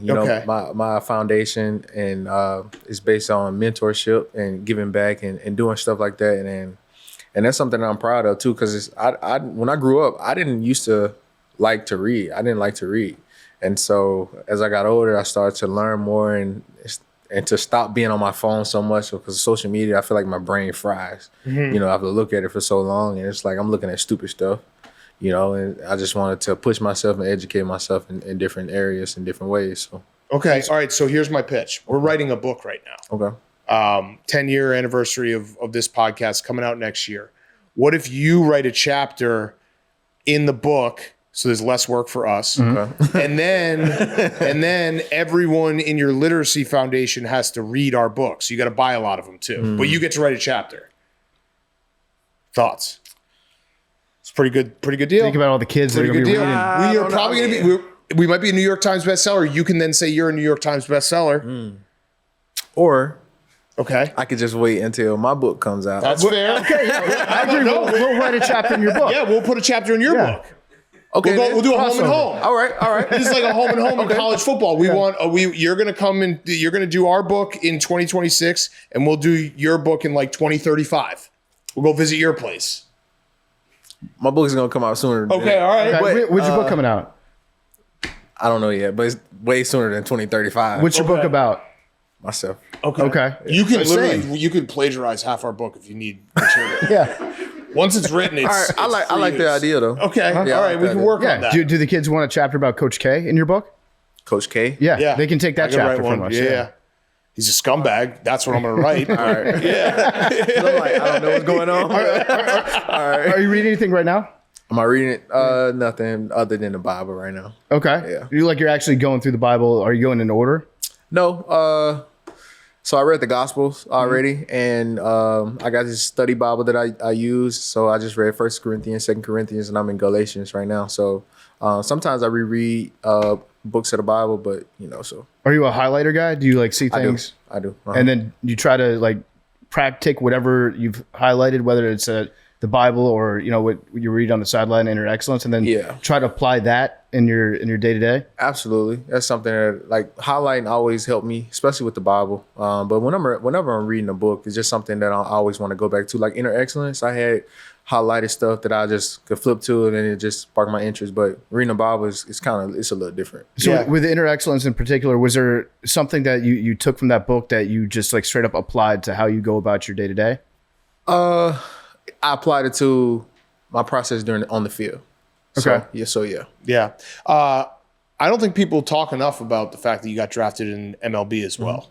So were you ever thinking about being a baseball player, and do you miss it? I miss it at times. I watched a couple of videos of me hitting the other day on my phone. Okay. And just the sound of the bat, it's a different type of feeling. Yeah. Yeah. And I do miss it. Did I consider it when I was 17 or 18 years old? Not so much, because I started to fall in love with football. Yeah. Yeah. And football just took over. Yeah. Yeah. What position did you play? Center field. Okay. No, you must have had insane range. Yeah. And then how were you hitting your senior year of high school? I did really well. I batted above 300. Okay. Yeah. But it's high school though. But it's still impressive to be drafted in two sports. That's not, to be that good, to be drafted out of high school in MLB and obviously be a high draft pick in the NFL. Yeah, and then I went to Ole Miss and I signed the contract, obviously just for money reasons. With the MLB team? With the MLB team. Who was it? The Padres. Okay. Yeah, and got the signing bonus because it's there for me. So right. Why wouldn't you? Right. And so I did that, and I went to Arizona for rookie ball, and I'm out there practicing with the team and everything, and I felt like I was the left one out, and everybody speaks Spanish. I didn't speak Spanish. I didn't know any Spanish, and the whole team, it was just more Dominicans and everything. So it was tough. Yeah, it was tough, and I was ready to go. And you're a young kid. Yeah, I was ready to go. And you fallen in love with football. And I fall in love with football. Yeah, I just wanted to get back to Ole Miss as soon as I could. But it's cool that you actually tried it. Yeah, because you got paid. And I got paid. Right, because if you never tried it, there'd be a small part of you being like, man, what if I had tried that? Do you remember when you fell in love with football? Yes, I absolutely do. Was there a moment? Yep. What was that? I was playing against West Point, my junior year. I had 4 catches for 4 touchdowns and 205 yards. Every time I touched the ball, I scored. And that moment, joking about it with my father, because he would say, if Nick Saban ever comes, like, you going to Alabama, right? Mm-hmm. And we would always joke about it. And I was like, no, I'm not going to Alabama. And he was like, well, I'm going to knock you out and you're going to wake up in Alabama. Right? And long story short, Nick Saban came, like, after that game. And that's when it was real for me. I was like, oh, I really can play this game. And my dad was like, you going to Alabama. Yeah. I said, I'm still not going to Alabama, but I'm going to pursue this football thing. Yeah. And it just took off. Yeah. What was the final score of that game? I don't remember. But you beat them? Yeah, we beat them. Beat West Point? Pretty bad. Yeah. That's pretty good. That's where Brandon Walker, that guy that tried to follow you. That's also why. Yeah, who is this guy? Yeah, no, he probably followed you because you beat West Point. He was double mad at you for that. I'm actually a booster at West Point. I helped fund their state championship rings. Is this a made up character? No, he's real. No. He's too real. Trust me. I wish he was made up sometimes. Yeah. Okay. But now it all makes sense. The dots are coming together. You said 4 touchdowns? 4 touchdowns. 4 touchdowns. West Point's eye. Whew. And they call themselves Point City? Yeah. You were Point City that day. Okay. Yeah. Damn. I'm gonna look up this Brandon Walker. No, don't. You get put on a list. We did ask Lane and Cam, and I'll ask you the same question. What week this year do you think Nick Sirianni would be on the hot seat from the fan base? Obviously, I'm gonna say we're gonna win. Yeah. But like one loss and guys like that right there are gonna say we somehow lose the first game of the season. It is up for Nick Sirianni. Yeah, you're not wrong. It is up. The Cowboys. There will be a fan who will be like, I don't care that he just won a Super Bowl. And they're gonna call in to whip. Yep. And it's gonna spark like a wildfire. He's a bum. This guy's a fraud. Yeah, we're Super Bowl champion head coach like ever. this place is so unique, and it can be positive, and most important, it can be very negative so quickly. Like someone can call into a radio show and say the most bizarre thing, and now all the pages on each platform who have very big platforms, and they're just gonna run with it. And now it's a whole nother story. And then it gets to the national media, and then it's up. Yeah. Do they do they react when you go on Twitter and you put out some theories about how many days are in a year? Do you remember that? Because when you said this, I think I believe you. Okay. I think I believe you. You said the full year consists of 365.25 days. These are then designated 12 calendar months. However, there are 13 lunar months of 28-day cycles, which are not titled. Each year, the 0.25 of a day is accumulated, making one full day every 4 years. This is designated as leap year, and the extra day is tacked on to the end of February, which normally has only 28 days. Okay. The remaining months, this is all real, all true. The remaining months are allocated either 30 or 31 days. I understand that if you were old enough to originate the question and are literate, you already know this and just like wasting time. So how many days are in your year? In my year? Yeah. First of all, I did not tweet that. That was not you? Oh no. Who tweeted that? I would never tweet that long. Oh, right. Okay. All right, but I do believe some of that stuff. Okay. Yeah. I do believe some of that stuff. I think time is relative, honestly. Einstein said that. I don't know. It's a safe space. It's not. I would pay $1 million. 100% it's not. Whatever you say next is going to get clipped. Yeah, it's not. Yeah. Man, I'm the kid, honestly, because I know it's about to get clipped. I'm the kid.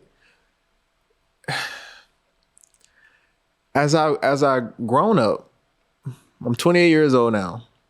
I'll say like 3 or 4 years ago, maybe even before then, I started to question what's being taught to us. Mm-hmm. Right? And if you question what's being taught to us in today's world, you are crazy, something's wrong with you, whatever, right? But my question is, who put who in charge to teach us these things, such as that's a black table, right? Mm-hmm. And to me, that could be a white table. You'd be wrong. Well, how would I be wrong? It's your definition of black and white. Okay, yeah. That's what you need to do with your cleats. Hold on. When Goodell says, hold on. dude, you got to tell Goodell these aren't neon green. They're white. Listen though. We've been taught. We go to school. They teach us. They put us in place, and they teach us all these things, right?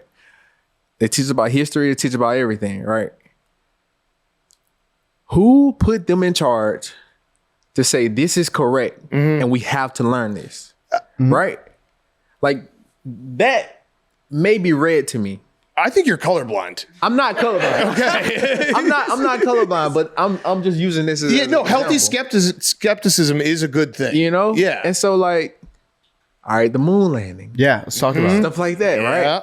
Yeah. I mean, we were in the middle of the Cold War. We had to beat Russia, right? Like USSR, the evil empire. We had to flex our muscles. They put that Sputnik up in the sky. We're like, fuck, we got to do something to just get in their heads. Okay, Stanley Kubrick, I'm going to fly you out to Las Vegas. Let's film this shit. Think about this. Think about this. Well, we should have you back on because we could talk about all this stuff. I got one last question. It's a Roback question. RHOBACK.com, promo code TAKE. 20% off your first purchase. Q-zips, polos, hoodies, joggers, shorts. Roback.com, promo code TAKE. This has been awesome, AJ. We really appreciate it. A lot of fun. Zach, we've been telling him he's going to get a question all day. Okay. Zach, you got a question for AJ? If I got a quick question, if that's cool with you, man. After 6 seasons in the NFL, if you could, working on yourself, growing as a player, not only as a player, but as a man, kind of gaining experience. If you could go back to draft night and give yourself one piece of advice, would you do that? And if so, like, what would it be? Ooh, good question. I would tell myself to not be hard on myself. You know, looking back, because I actually did this yesterday. Looking back, I was watching some videos of myself and watched some highlights. And everything I wanted when I was young, I have now. And the 28-year-old me wants more, right? Because I'm always searching for the next thing. But I would tell the younger me just to be present and enjoy each and every day. Each and every day. Because it's different seasons that I go through, that you're going to go through in this league. And you have to learn to navigate through them. And I just wanted so much, so soon. And sometimes I sped up that process by overthinking too much and put more pressure on myself. But me now, I just want to have fun.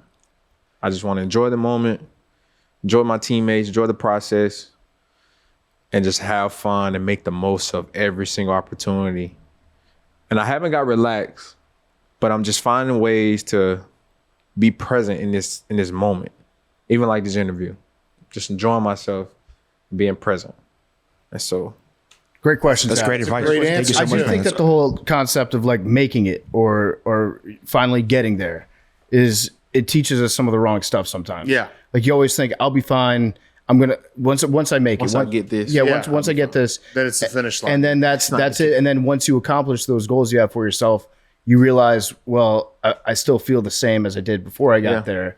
And that's when I think a lot of people start to realize, take joy in the process of getting there and just in everything that you do. Yeah. Right? Yeah. Well, AJ, this has been awesome, man. Really appreciate it. We'd love to have you back on anytime. Maybe get into some conspiracy theories. Yeah. Be fun. Let's talk about it. We get a restraining order on Brandon Walker. We can do it all. Let's talk about it. Best of luck this year, man. Thank you. Thank y'all. AJ Brown was brought to you by our great friends at Mountain Dew. You can hear Hank drinking one right now. Delicious. It sounds great when you crack open that Dew can. Nothing better. It's summertime. You're going to be hanging with your friends. It's going to be warm outside. We're going to be at Camp Barstool in a little bit. We're going to be drinking some Mountain Dew there. Going to be on the course this afternoon. Going to have a Dew. So refreshing. If you're going to the river or to the lake to go fishing, nothing like bringing an ice-cold can of Mountain Dew on the boat with you. You might catch a bunch of fish like me and Big Cat. You might catch a fish like Max. You might catch a big fish like Hank. Just bring your Mountain Dew out there. Nothing goes better with summertime than refreshing citrusy kick of Mountain Dew and the new graphics on the can. The logo looks awesome. Retro look. Established 1948 right there on the can. Good stuff. We love Mountain Dew. Get a Dew in the new packaging and enjoy the refreshing citrusy kick of Mountain Dew. Okay, let's finish up Guys on Chicks. Henry. Yes. Hey, I have a question. PFT. In the graphic that memes tweeted out for this guy's on Chicks, who is that guy? Should I know that guy? Foley. That guy? Yeah. He was in a video at DJ's. Yeah. Okay. He's a Nadu variant. Okay, got it. I was not familiar with his game. Yeah. It's the Rizzler's uncle. Where Rizzler would have been so Spider good. variant. Washington. Oh yeah, that was awesome. Hey guys, I've listened to a lot of your podcasts in the car against my will. Parentheses, unnecessary parentheses. My boyfriend keeps peeing in the sink, not just after a few beers, every single day. His excuse: it's elite clock management. Yep. Because the sink is closer than the toilet. He says all great QBs make quick reads, and that you have to take the easy. Excuse me, Mountain Dew burp. Take the easy completion. Last night he legit called it a 2-minute drill and fist pumped when he finished putting ramen in the microwave, then ran upstairs to pee, then back. I mean, upstairs. There's got to be a bathroom downstairs. There's a sink downstairs. Wait, did he run upstairs to the bathroom and then pee in the bathroom sink? That's what it sounds like. That's okay. Then now back down before the microwave hit 0. He even brags about his accuracy under pressure when I'm brushing my teeth right next to him. Yeah. I feel like the sink is kitchen sink. Yeah. Like, why would you pee in a bathroom sink? I do pee in the bathroom sink every now and then. Hold on, hear me out. It's when I'm on the road and I don't want to turn on the lights and I don't know where everything is. Like I'm in a hotel room. And the sink's easier to find than the toilet? Yeah. Or sometimes I'll do in the shower. I'll do that sometimes. Yeah. I'll just open up the shower curtain and just pee right down. Because I just don't want. I don't want to wake up. Yeah, peeing in the bathtub is way easier. You're a huge target. So you're saying you're in the bathroom, which is very small. Well, sometimes you're in a bigger bathroom. Usually a sink. But sometimes there's like sometimes there's another door for the toilet. You know, when it's like the glass door for the toilet. Yeah. And it gets even darker in there. And sometimes I'm just telling you. Sometimes you have the sink. Don't judge. You have the sink in a completely separate room that's not even the bathroom. Right. It's kind of in the living room. Yep. And it's not in that one. Last one we stayed at had that. Yep. No, that's actually not. That's the opposite of rich. When the sink is in another room? That's a low class hotel. Yeah. That's literally a low class in the living room pretty much. It's like there's a sink with like a microwave and then there's just like a toilet with a shower. That one I can That's like as the low sink is class right next to your bed. Yeah, that's as low class as a hotel room can get. Yeah. I'd pee in that one. Yeah. But I think peeing in a sink in a bathroom is crazy. I usually do my peeing in the sink. I think a kitchen sink is fine. Sink after doing the dishes is a reward for myself. Yeah. Yeah. Yeah, after you do the dishes. Right. Yeah. I do the dishes, then I pee, then I just do a little more soap. Done. When I let Blake out at night into the backyard to go pee, I usually just go out with him. Oh, definitely. And we pee outside, anywhere outside. We pee at the same time, and it's creation. the greatest bonding experience you can have with a family. Yeah. No, anywhere outside. That's, Yeah, you got it. perks of being a guy. Facts. Sup, boys, and our sweet prince, Zach.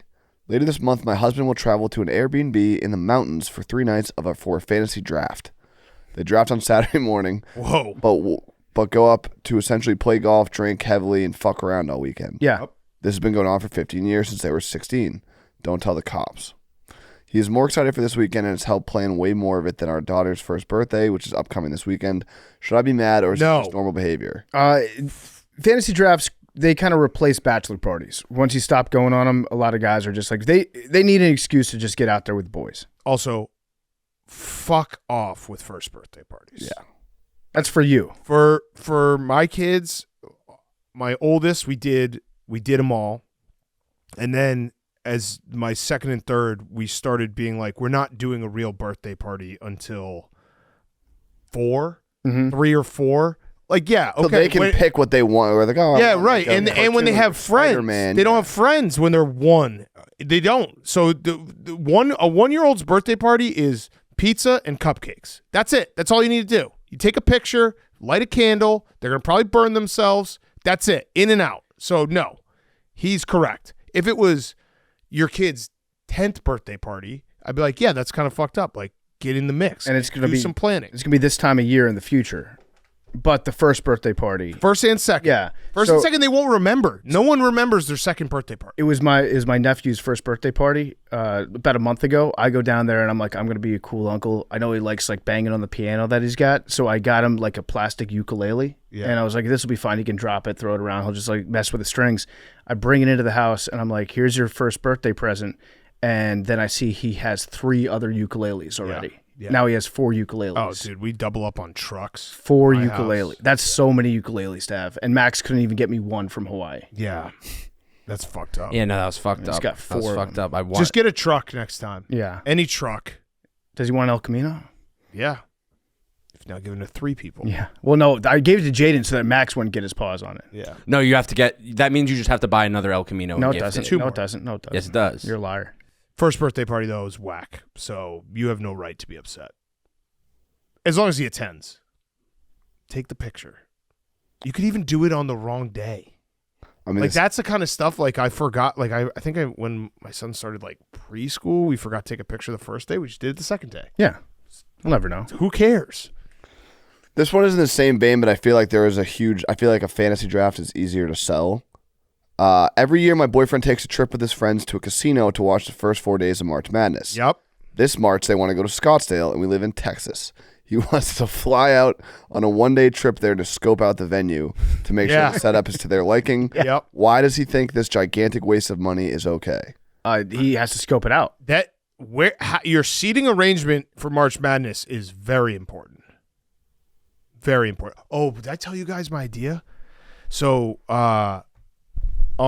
Saturday night, Eddie had his black block party, and we hired the Billy Joel impersonator. It was great vibes. I think for March Madness, I'm going to hire him and put him in a room, and when you have a bad beat, you can just be like, Piano Man.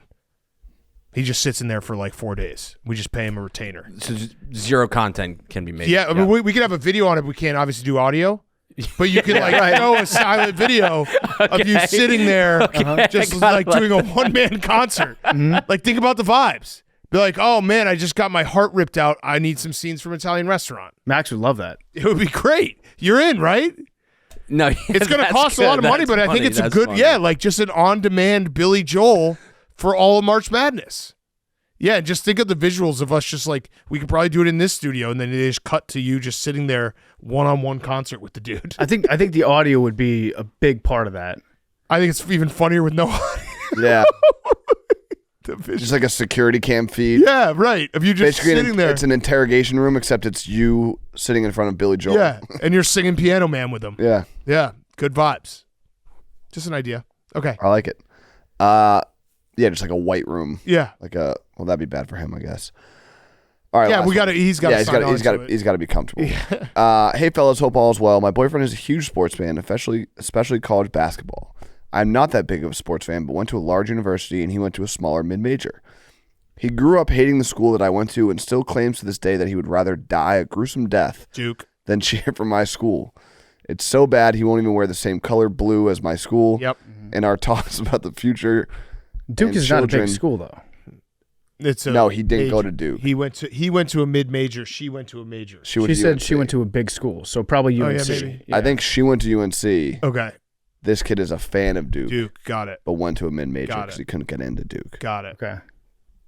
I mean, same color blue has got to be. Yeah. It's got to be. And it's college basketball. Yeah. Maybe Kansas. In our talks about the future and children, this is something that I brought up. He said that our future children cannot be fans of both because he can't stand the thought of producing fans of my school. Is he being ridiculous? Thanks. Not ridiculous, but UNC's colors are a lot better. So you're kind of fucked. If it is UNC, you got to let it happen. Yeah. Yeah. If it's Kentucky. Also, all Duke fans that didn't go to Duke are. Yeah. Well, it depends if they're rivals, too. Like, if this is Duke UNC, it's. Yeah, I'm including you. If Duke UNC, that's tricky. If it's like a Kansas or a Kentucky and. I could have went to Duke. How? Go and take a visit? Anything's You can, possible, go visit? Worked there? Yeah. I have one friend that is going to be listening to this. I'm very mad that I just said that. But Good. Fuck him. Yeah. maybe this person went to Kentucky, the major school, and then the other person went to Creighton, the mid-major school. I just love saying that. Here's a little tip: is it's not that serious. Your kids are just going to do whatever. They might not even like sports. I don't think it's that. I think this kid's being a little bit of a hardo. You do have to, if you've got rivals that are baked in, you have to establish which teams the kid roots for. Or you have to bargain that. Be like, I'll give you football. Kate and Beeve. What Kate got? I think Kate got Phillies. Yeah, Kate got Phillies. The Beeve got the Commanders. Yeah. Tough. It's a good trade. Well, I guess the Eagles would have been, Actually, yeah. Listen. Okay. You never know. Great show, boys. Great show. Let's finish with numbers. Three. I got it. Oh, I think I got it. I think Memes had it. Go check it. I think it was Memes by. I think Memes got it. 22. I'm here. I'm going to go with 40. I'm going to go with 60 if I don't have 3. 45. I got you by Definitely Memes. All right, Definitely 60. Memes. Great. Definitely Memes. 60. That was what you guessed last time, right? Yep. All right, perfect. 44. Shout out, Bill. 85. 99 Pug.